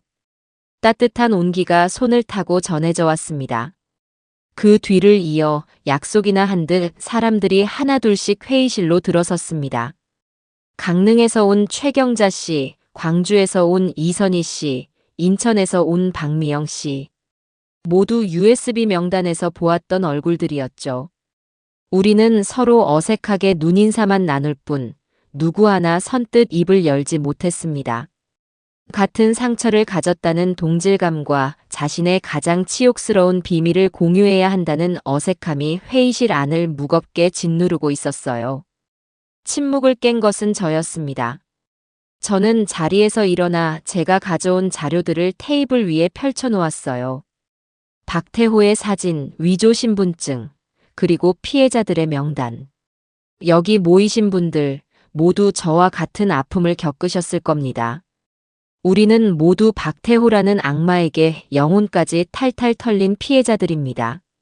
제 목소리가 조금 떨렸지만 저는 눈을 똑바로 뜨고 말을 이었습니다. 경찰은 그놈을 잡을 수 있을지 장담할 수 없다고 합니다. 이대로 시간이 흐르면 그놈은 또 다른 이름, 또 다른 얼굴로 우리와 같은 피해자를 만들어낼 겁니다. 우리는 더 이상 기다릴 수 없습니다. 그래서 제가 여러분께 제안하고 싶습니다. 우리 손으로 직접 그놈을 심판합시다. 제 말이 끝나자 회의실 안에는 다시 무거운 침묵이 흘렀습니다. 그때 단정하게 머리를 빗어넘긴 한 중년 여성이 입을 열었어요. 강릉에서 온 최경자 씨였습니다. 그녀는 30년간 은행 지점장으로 일하다가 은퇴한 분이었죠. 심판이라 말은 좋습니다. 하지만 우리가 뭘 할 수 있죠? 우리는 돈도 힘도 없는 늙은 여자들일 뿐입니다. 그놈은 전문 사기꾼이에요. 우리가 섣불리 덤볐다가는 오히려 더 큰 화를 입을 수도 있습니다. 그녀의 말은 아주 현실적이고 냉정했습니다. 맞는 말이었어요. 흥분했던 제 머리가 조금 차가워지는 기분이 들었죠. 그때 다른 한쪽에서 거친 목소리가 들려왔습니다. 인천에서 온 박미영 씨였어요. 그녀의 아들이 사설 탐정 사무소를 운영하고 있다고 했죠. 화는 무슨, 이미 당할 만큼 당했는데 더 당할 게 뭐 있다고. 나는 내 아들놈한테라도 매달려서 그놈 찾아낼 겁니다. 내 눈에 띄기만 해봐. 그 자리에서 머리털을 다 뽑아버릴 테니까. 박미영 씨의 격한 말에 분위기가 조금 술렁이기 시작했습니다. 사람들은 저마다 맞아. 이대로는 못 살아. 그래도 위험한 건 사실이야 라며 웅성거렸어요. 그때까지 조용히 듣고만 있던 김은숙 씨가 조용히 손을 들었습니다. 저기 우리 이렇게 싸우려고 모인 거 아니잖아요. 모두의 시선이 그녀에게로 향했어요. 저는 그저 제 돈을 찾고 싶다는 생각은 없어요. 이미 늦었겠죠. 하지만 그놈이 다른 사람한테 저처럼 똑같은 짓을 하는 건 막고 싶어요. 우리가 아무것도 하지 않으면 분명히 또 다른 피해자가 생길 겁니다. 저는 그게 너무 무서워요. 그녀의 진심 어린 말에 회의실 안의 모든 사람들이 고개를 끄덕였습니다. 그렇습니다. 우리는 복수심만으로 모인 것이 아니었어요. 또 다른 비극을 막아야 한다는, 어쩌면 우리만이 할 수 있는 사명감 같은 것이 우리를 하나로 묶어주고 있었습니다. 그 순간을 기점으로 회의실의 분위기는 완전히 바뀌었습니다. 우리는 더 이상 서로를 경계하지 않았어요. 각자 자신이 당했던 이야기를 털어놓기 시작했습니다. 그놈이 어떤 얼굴로, 어떤 목소리로, 어떤 거짓말로 우리를 속였는지. 이야기를 나누며 우리는 함께 울고 함께 분노했습니다. 서로의 상처를 보듬어주며 우리는 단순한 피해자들의 모임이 아닌 끈끈한 유대로 묶인 전우가 되어가고 있었어요. 이야기가 어느 정도 마무리되자 은행 지점장 출신인 최경자 씨가 다시 입을 열었습니다. 이번에는 냉소적인 말투가 아니었어요. 좋습니다. 저도 함께 하겠습니다. 그놈의 자금 흐름을 추적하는 건 제가 도와드릴 수 있을 것 같네요. 대포 통장을 쓰겠지만 분명히 허점은 있을 겁니다. 그러자 탐정 아들을 둔 박미영 씨도 나섰습니다. 우리 아들놈이 사람 찾는 데는 귀신입니다. 비록 합법적인 방법만 쓰는 건 아니지만 경찰보다 그놈 꼬리를 먼저 잡을 자신은 있어요. IT 회사를 다니다가 퇴직했다는 한 여성은 박태호의 온라인 활동 기록을 추적해보겠다고 했고, 다른 한 명은 심리학을 공부해 사람의 행동을 분석하는 데 도움을 주겠다고 했습니다. 놀랍게도 우리 각자는 평범한 주부이자 어머니였지만 저마다 가진 능력과 경험이 있었습니다. 우리는 그 자리에서 박태호 심판 모임이라는 거창한 이름의 연대를 결성했습니다.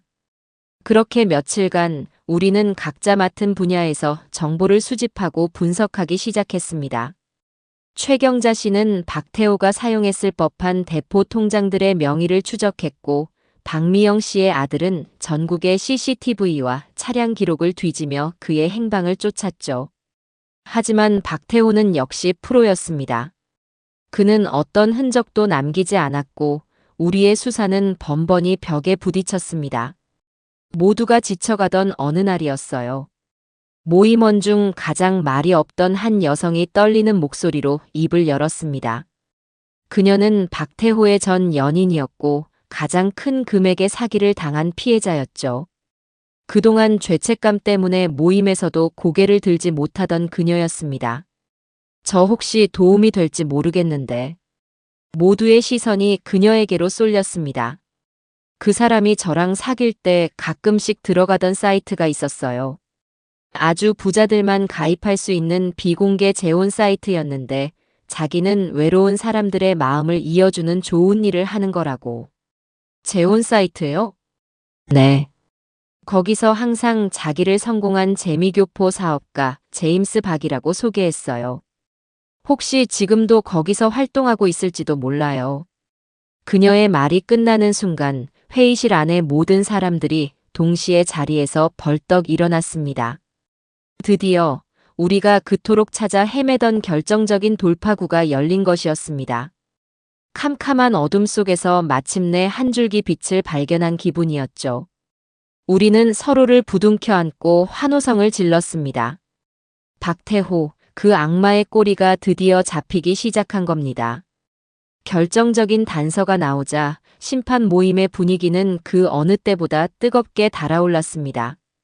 우리는 더 이상 무력한 피해자가 아니었어요. 목표물을 정확히 포착한 사냥꾼들이었죠. 그날 밤 우리는 곧바로 작전에 돌입했습니다. 우리의 새로운 전쟁터는 바로 그놈이 활동한다는 비공개 재혼 사이트 노블 소울이었습니다. 문제는 그 사이트가 아주 폐쇄적으로 운영된다는 점이었어요. 기존 회원의 추천이나 까다로운 자산 증명 절차를 거쳐야만 가입할 수 있었죠. 우리가 가진 돈을 다 합쳐도 가입 기준에 턱없이 모자랐습니다. 이거 문 앞에서부터 막히는 거 아닙니까? 박미영 씨가 초조한 목소리로 말했어요. 모두의 얼굴에 다시 어두운 그림자가 드리워질 때 IT 전문가였던 이수진 씨가 자신만만한 표정으로 나섰습니다.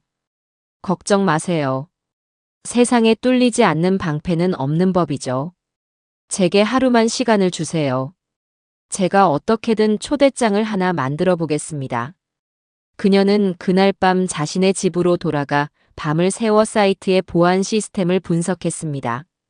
그리고 다음 날 아침 기적처럼 우리에게 가입 가능한 추천인 코드 하나를 들고 나타났죠. 어떻게 했는지는 묻지 말라며 윙크를 하는데 그 모습이 어찌나 든든하고 믿음직스럽던지. 우리는 모두 그녀에게 박수를 보냈습니다. 이제 다음 단계는 박태호의 눈길을 단번에 사로잡을 아주 매력적인 미끼를 만드는 것이었습니다. 우리는 회의실에 둘러앉아 우리가 만들 가상의 인물, 앨리스의 프로필을 만들기 시작했어요. 일단 나이는 50대 후반이 좋겠어요. 박태호가 주로 공략하는 나이대니까. 재산은 많으면 많을수록 좋겠죠? 남편에게서 수백억대 자산을 상속받은 걸로 합시다. 그냥 부자면 재미없지. 사연을 만들어야 해. 평생 남편 뒷바라지만 하다가 뒤늦게 자유를 찾았지만 마음 한구석이 허전하고 외로운 뭐 그런 거 있잖아요. 우리는 마치 드라마 작가가 된 것처럼 앨리스의 인생을 창조해 나갔습니다. 이름은 앨리스 홍, 교포 출신이라는 신비감을 주기 위해 국적은 미국으로 설정했죠. 고향은 부자들이 많이 산다는 청담동 출신으로 하고요. 프로필 사진은 모임원 중 한 명의 미국에 사는 조카딸 사진을 빌리기로 했습니다. 얼굴이 너무 자세히 나오지 않은 우아한 분위기의 옆모습 사진이었죠. 모든 설정이 끝나고 우리는 앨리스의 자기소개 글을 작성하기 시작했습니다.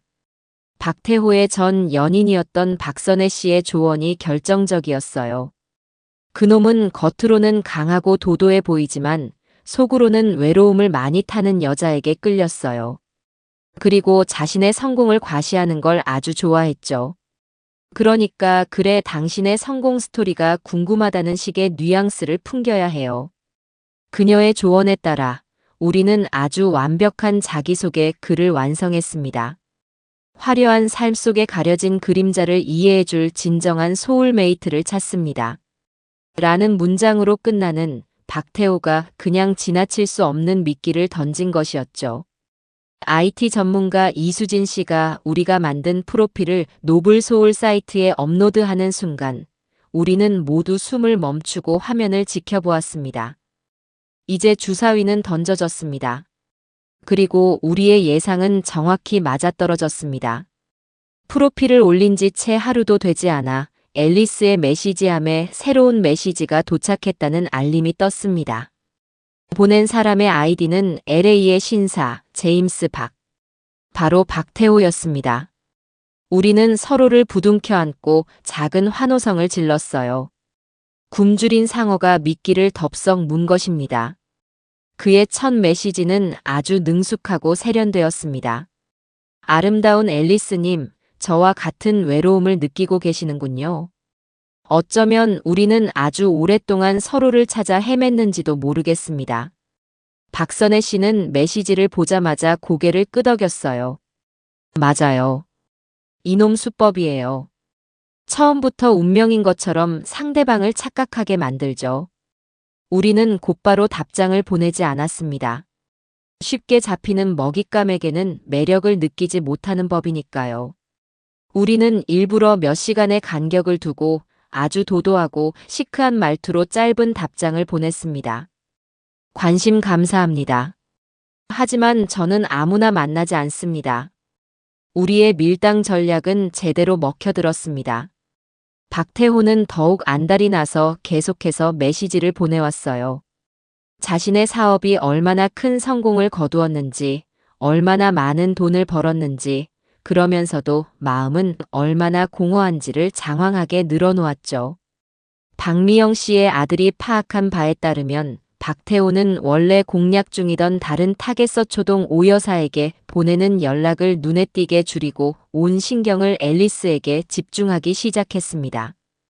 더 큰 먹잇감이 나타나자 기존의 사냥감은 안중에도 없어진 것이었죠. 그렇게 며칠간 아슬아슬한 메시지를 주고받은 끝에 드디어 박태호가 조급함을 참지 못하고 먼저 제안을 해왔습니다. 이렇게 스크린을 통해서만 대화하는 것은 너무 안타깝습니다. 괜찮으시다면 이번 주말에 제가 좋은 곳을 예약해 놓을 테니 직접 만나서 와인이라도 한 잔 나누고 싶습니다. 우리가 기다리던 순간이었습니다. 이제 앨리스 역할을 할 배우를 정해야 했어요. 우리는 모임원 중 인상이 가장 세련되고 연기력이 좋은 50대 후반의 오지연 씨를 앨리스 역으로 만장일치로 뽑았습니다. 그녀는 처음에는 부담스럽다며 손사래를 쳤지만 우리 모두의 간곡한 부탁에 결국 고개를 끄덕였죠. 우리는 앨리스의 답장을 보냈습니다. 좋아요. 하지만 너무 시끄러운 곳은 싫어요. 조용히 대화할 수 있는 프라이빗한 곳이었으면 좋겠네요. 그러자 박태호는 기다렸다는 듯이 답장을 보내왔습니다. 그럼요. 제가 강남에 있는 최고급 호텔 스위트룸을 예약해 두겠습니다. 우리 둘만의 공간에서 아주 깊은 이야기를 나눌 수 있을 겁니다. 강남 최고급 호텔 스위트룸. 그 단어를 보는 순간 우리는 모두 확신했습니다. 이제 모든 것이 우리의 계획대로 완벽하게 흘러가고 있었습니다. 약속 날짜와 시간이 정해졌습니다. 심판의 날이었습니다. 우리는 그날 그 호텔 스위트룸을 박태호를 위한 거대한 덫으로 그리고 우리의 한을 풀어낼 마지막 심판의 장소로 만들기로 결심했습니다. 심판의 날 아침이 밝았습니다. 밤새 뒤척이느라 잠을 설쳤지만 이상하게 몸은 깃털처럼 가벼웠어요. 오늘 이 지긋지긋한 악연을 내 손으로 끝낸다. 그 생각 하나만으로도 온몸에 뜨거운 에너지가 솟구치는 것 같았죠. 저는 평소보다 이른 시간에 일어나 정갈하게 옷을 차려입고 마지막으로 남편의 낡은 사진을 한참 동안 들여다보았습니다. 사진 속 그는 무심한 표정으로 저를 보고 있었어요. 여보, 보고 있어요? 당신의 얼굴을 훔쳐 내 인생을 망가뜨린 그 악마를 오늘 내가 잡으러 가요. 하늘에서라도 나를 좀 도와줘요. 마음속으로 그렇게 되뇌고는 저는 굳은 표정으로 현관문을 나섰습니다. 약속 장소는 작전 본부로 사용하기 위해 빌린 강남의 한 작은 오피스텔이었습니다. 호텔과는 차로 5분 거리였죠. 제가 도착했을 때 이미 모든 모임원들이 모여 있었습니다. 방 안에는 무거운 긴장감과 함께 굳은 결의가 감돌고 있었어요. 부산에서 올라온 김은숙 씨는 두 손을 꼭 모은 채 기도를 하고 있었고 인천의 박미영 씨는 연신 주먹을 쥐었다 폈다 하며 초조함을 감추지 못했습니다. 그 모습들을 보니 저 역시 심장이 쿵쾅거리기 시작했어요. 우리의 작전을 돕기로 한 사복경찰 2명도 방 한쪽에 서 있었습니다.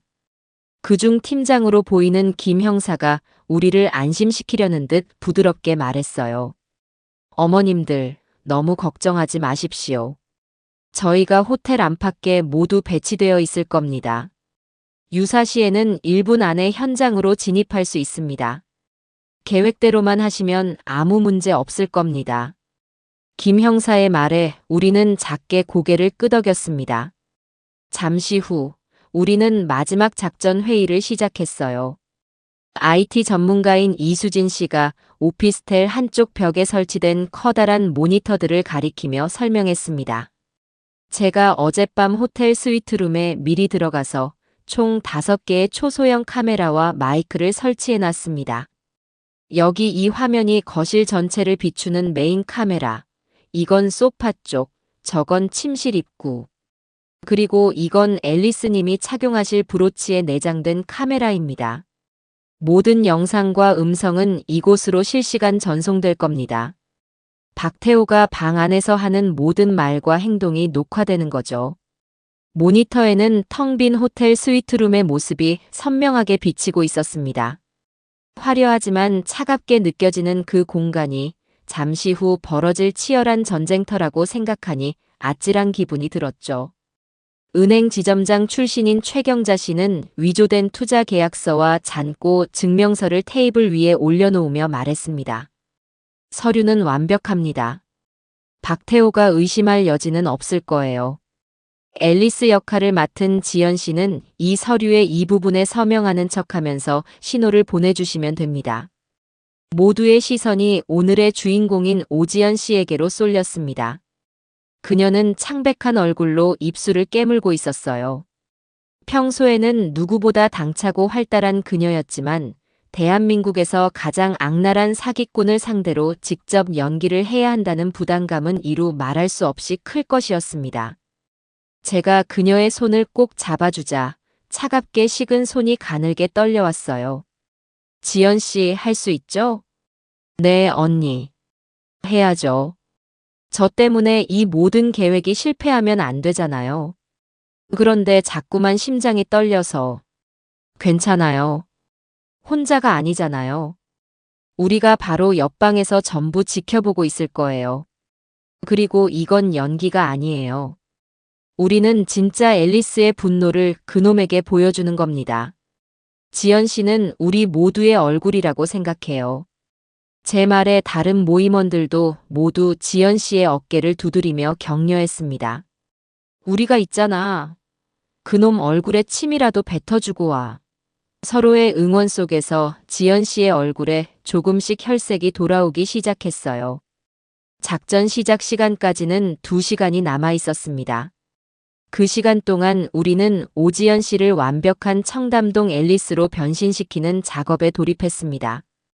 우리가 가진 돈을 모두 털어 산 최고급 드레스를 입히고 전문 메이크업 아티스트까지 불러 화장을 시켰죠. 번쩍이는 보석들은 모두 짝퉁이었지만 그녀가 풍기는 기품과 아우라만큼은 진짜 상류층 사모님 못지않았습니다. 거울 앞에 선 자신의 모습을 보며 지연 씨는 나지막이 말했어요. 이 모습으로 그놈을 만났다면 나도 속았을까? 그녀의 씁쓸한 독백에 우리 모두는 아무 말도 할 수 없었습니다. 잠시 후 모든 준비를 마친 우리는 호텔로 이동했습니다. 저와 다른 모임원들, 그리고 경찰 1명은 작전 본부가 될 스위트룸 바로 옆방으로 들어갔고 오지연 씨는 당당한 걸음으로 약속 장소인 스위트룸의 문을 열고 들어갔어요. 문이 닫히는 순간 우리 모두는 약속이나 한 듯 숨을 죽였습니다. 옆방에 설치된 모니터 화면에 앨리스로 변신한 지연 씨의 모습이 나타났습니다. 그녀는 우아하게 소파에 앉아 다리를 꼬고 잡지를 뒤적이기 시작했어요. 브로치에 달린 카메라가 흔들리며 그녀의 시선이 향하는 곳을 비추었죠. 방 안에는 어떤 소리도 들리지 않았습니다. 오직 그녀의 가쁜 숨소리와 종이장을 넘기는 소리, 그리고 벽시계의 초침 소리만이 마이크를 타고 생생하게 전해져 왔습니다. 시간이 흐를수록 방 안의 공기는 점점 무겁게 가라앉았습니다. 약속 시간인 저녁 7시가 다가오자 모두의 손에 땀이 차기 시작했어요.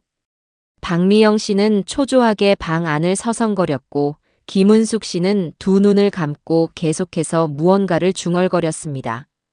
저는 모니터 화면에서 한시도 눈을 떼지 않았어요. 화면 속의 오지연 씨는 겉으로는 태연해 보였지만 무릎 위에 놓인 그녀의 주먹 쥔 손이 가늘게 떨리고 있는 것이 보였습니다. 정확히 7시 정각. 띵동. 날카로운 초인종 소리가 스피커를 통해 울려 퍼지는 순간 우리 모두는 자리에서 벌떡 일어날 뻔했습니다. 심장이 철렁 내려앉았죠. 박태호, 그놈이 온 것입니다. 모니터 화면 속에서 오지연 씨가 천천히 자리에서 일어나 현관으로 향하는 모습이 보였습니다.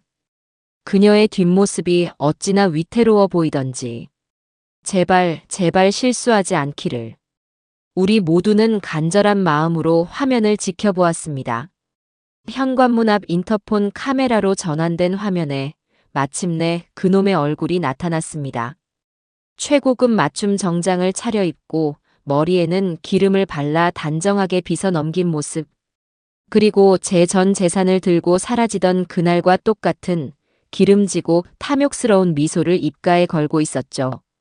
저도 모르게 주먹을 꽉 쥐었습니다. 손톱이 손바닥을 파고드는 아픔도 느껴지지 않았어요. 지연 씨가 문을 열자 박태호는 과장된 몸짓으로 감탄하며 방 안으로 들어섰습니다. 와, 앨리스님. 직접 뵈니 화면보다 훨씬 더 아름다우십니다. 제가 오늘 잠은 다 잤군요. 그의 능글맞은 목소리가 스피커를 통해 흘러나오는 순간 방 안에 있던 모든 여자들의 얼굴이 증오로 일그러졌습니다. 저 목소리, 저 말투.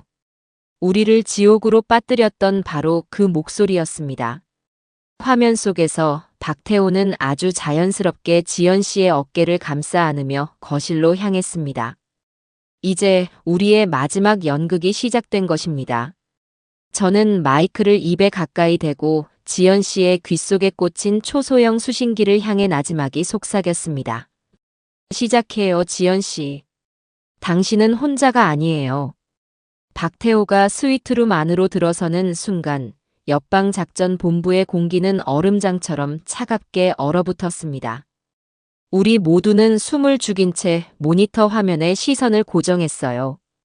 화면 속에서 박태호는 마치 재집인 양 거만한 태도로 소파에 깊숙이 몸을 묻었습니다. 그리고는 오지연 씨를 향해 끈적끈적한 눈빛을 보내며 준비해 온 와인을 따르기 시작했죠. 앨리스님 같은 분을 위한 와인입니다. 프랑스에서도 아주 귀한 와인이죠. 우리의 특별한 첫 만남을 축하하기에 이만한 게 없을 겁니다. 그의 능숙한 손놀림과 매너 있는 말투는 영락없는 상류층 신사였습니다. 만약 우리가 그의 실체를 몰랐다면 저 모습에 속아 넘어가지 않을 여자가 과연 몇이나 될까? 그런 생각이 들자 등골이 오싹해졌어요. 하지만 앨리스로 완벽하게 빙의한 오지연 씨는 조금도 흔들리지 않았습니다.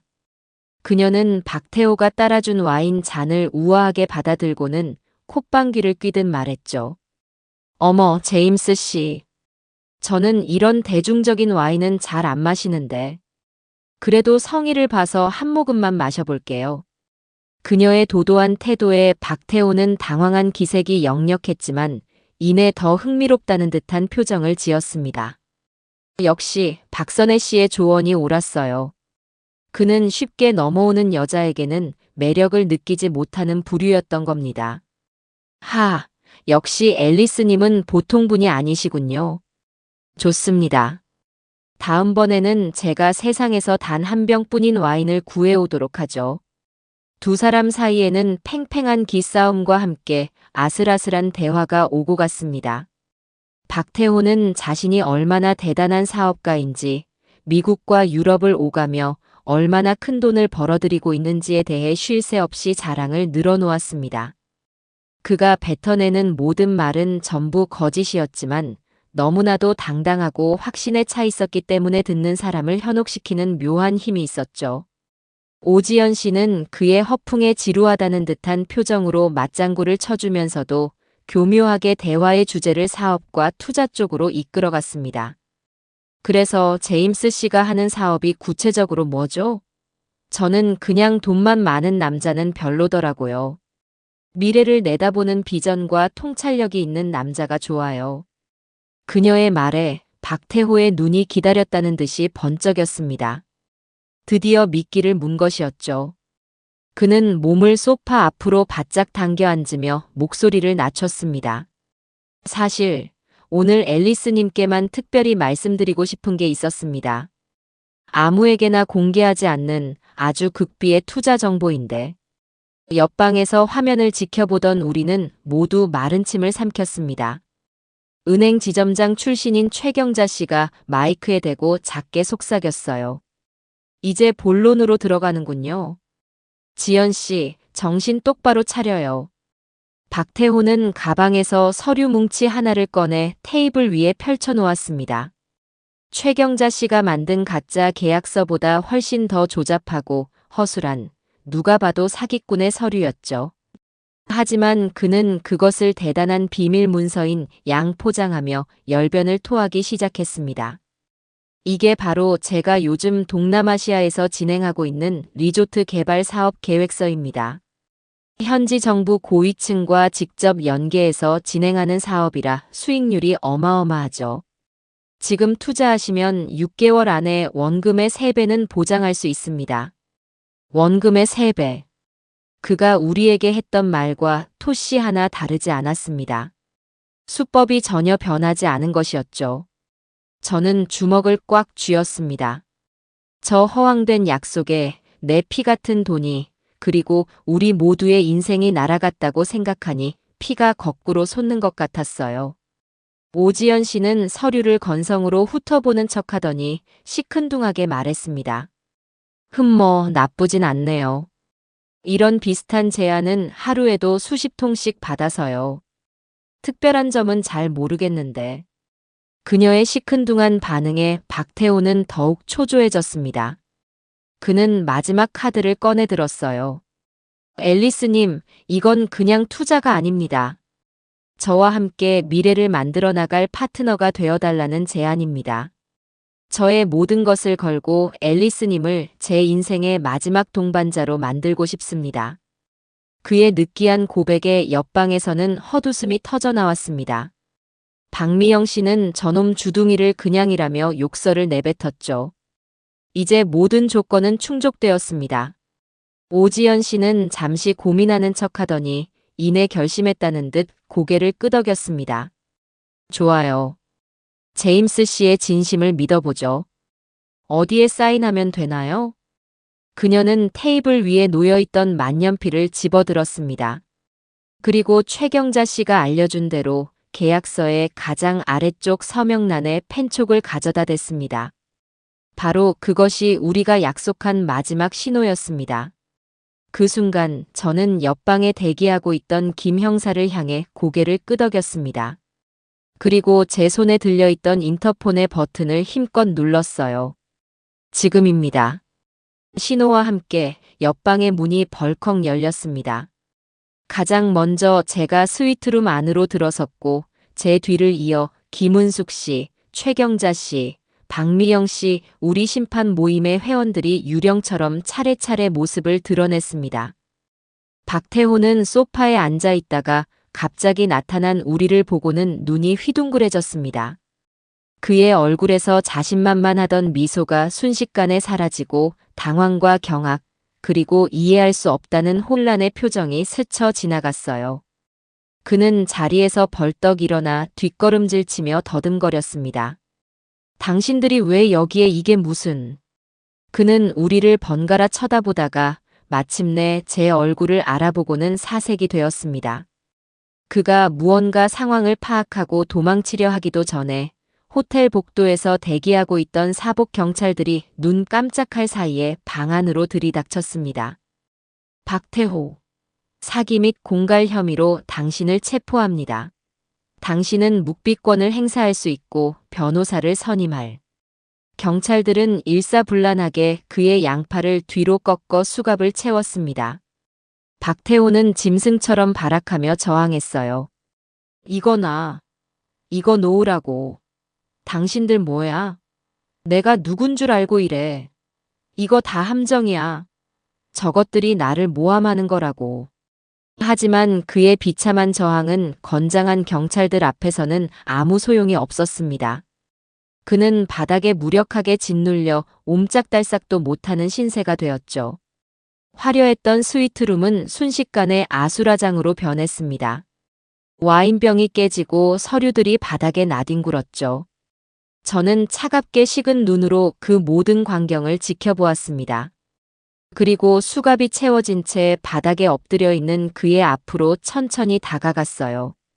그가 고개를 들어 저를 노려보았습니다. 그의 눈에는 더 이상 탐욕스러운 미소가 없었어요. 대신 지독한 증오와 살기가 번뜩이고 있었죠. 윤정이 이 여자가.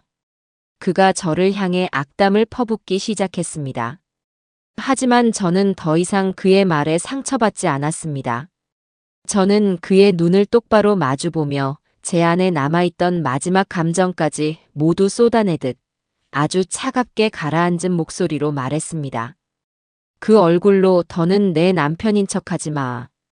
당신은 그냥 사기꾼 박태호야. 감옥에나 가버려.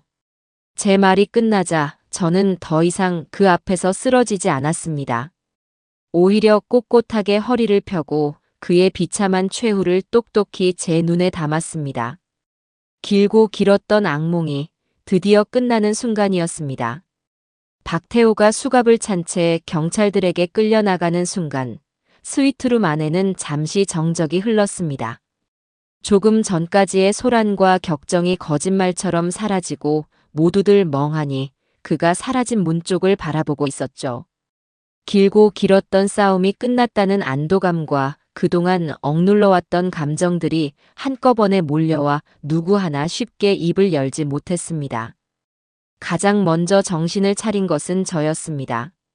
저는 앨리스 역할을 완벽하게 해낸 오지연 씨에게 다가갔어요. 그녀는 소파에 주저앉아 있었는데 온몸을 사시나무처럼 떨고 있었습니다. 긴장이 풀리자 그동안 억눌렀던 공포가 한꺼번에 몰려온 것이었죠.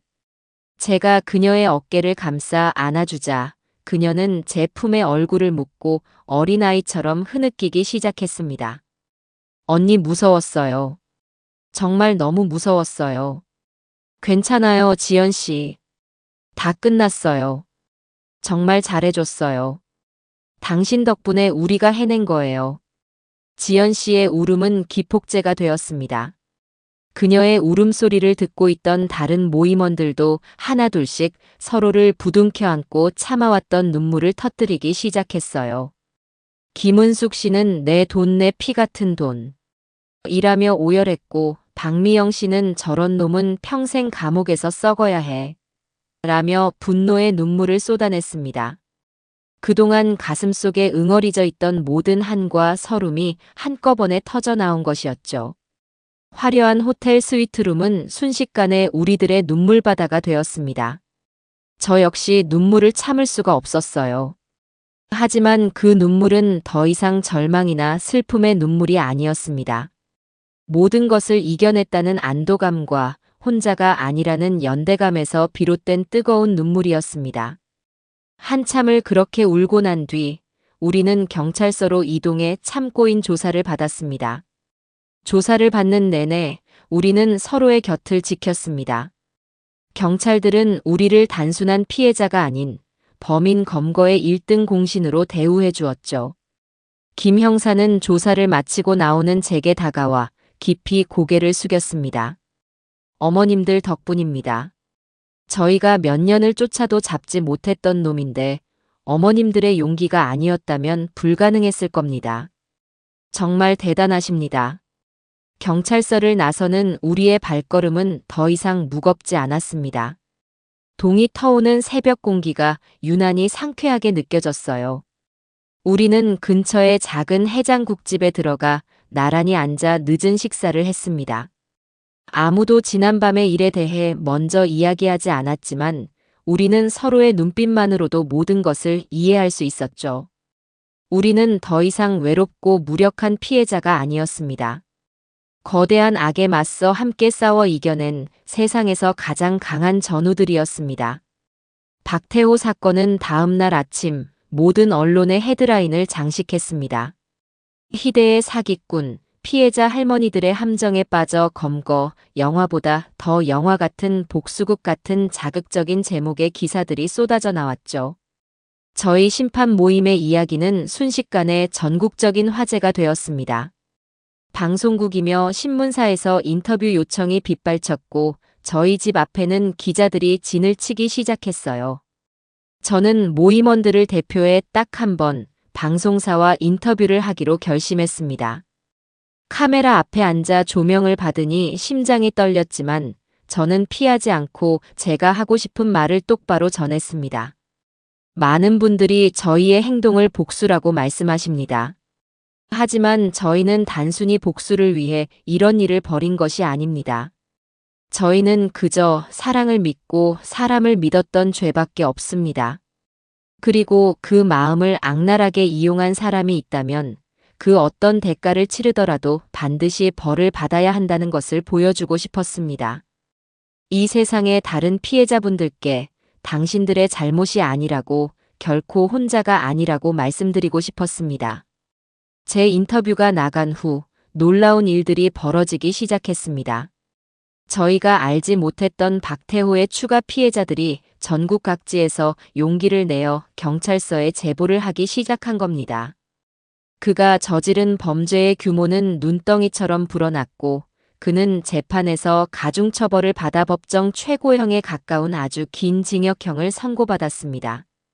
그가 법정에서 절망하는 모습을 우리는 모두 함께 법정 가장 앞자리에 앉아 똑똑히 지켜보았습니다. 재판이 끝난 후 저희 모임은 해체되지 않았습니다. 오히려 더욱 끈끈해졌죠. 우리는 박태호에게서 압수한 재산의 일부를 피해 보상금으로 돌려받을 수 있었습니다. 아주 적은 금액이었지만 우리에게는 돈보다 더 소중한 의미가 있는 돈이었어요. 우리는 그 돈을 씨앗 삼아 저희와 비슷한 아픔을 겪고 있는 다른 사기 피해자들을 돕기 위한 작은 상담센터를 열기로 했습니다. 이름은 마음연대라고 지었어요. 피로 맺어진 가족보다 더 진한 상처로 이어진 새로운 가족이 생긴 셈입니다. 그리고 오늘 저희 마음연대의 첫 모임이 있는 날입니다. 장소는 바로 저희 집이에요. 저는 아침부터 집안을 깨끗이 청소하고 모임원들이 좋아할 만한 음식들을 정성껏 준비했어요. 집안 가득 맛있는 냄새가 퍼져나갔어요. 예전에는 지독한 외로움과 절망의 공간이었던 이 집이 이제는 희망과 온기로 가득 찬 새로운 공간으로 다시 태어난 것 같았습니다. 모든 준비를 마치고 잠시 소파에 앉아 있는데 초인종이 울렸어요. 저는 웃으며 현관으로 향했어요. 1년 전 제 인생을 송두리째 흔들어 놓았던 비극이 시작되었던 바로 그 장소였습니다. 하지만 저는 더 이상 그 문이 두렵지 않았어요. 저는 비극의 문이었던 현관문을 활짝 열었어요. 문 밖에는 세상에서 가장 소중한 제 새로운 가족들이 환한 미소를 지으며 서 있었습니다. 언니, 우리 왔어요. 와, 맛있는 냄새. 오늘 무슨 날이에요? 저는 그들을 집 안으로 맞이하며 활짝 웃었습니다. 이제야 진짜 제 삶이 시작된 것입니다.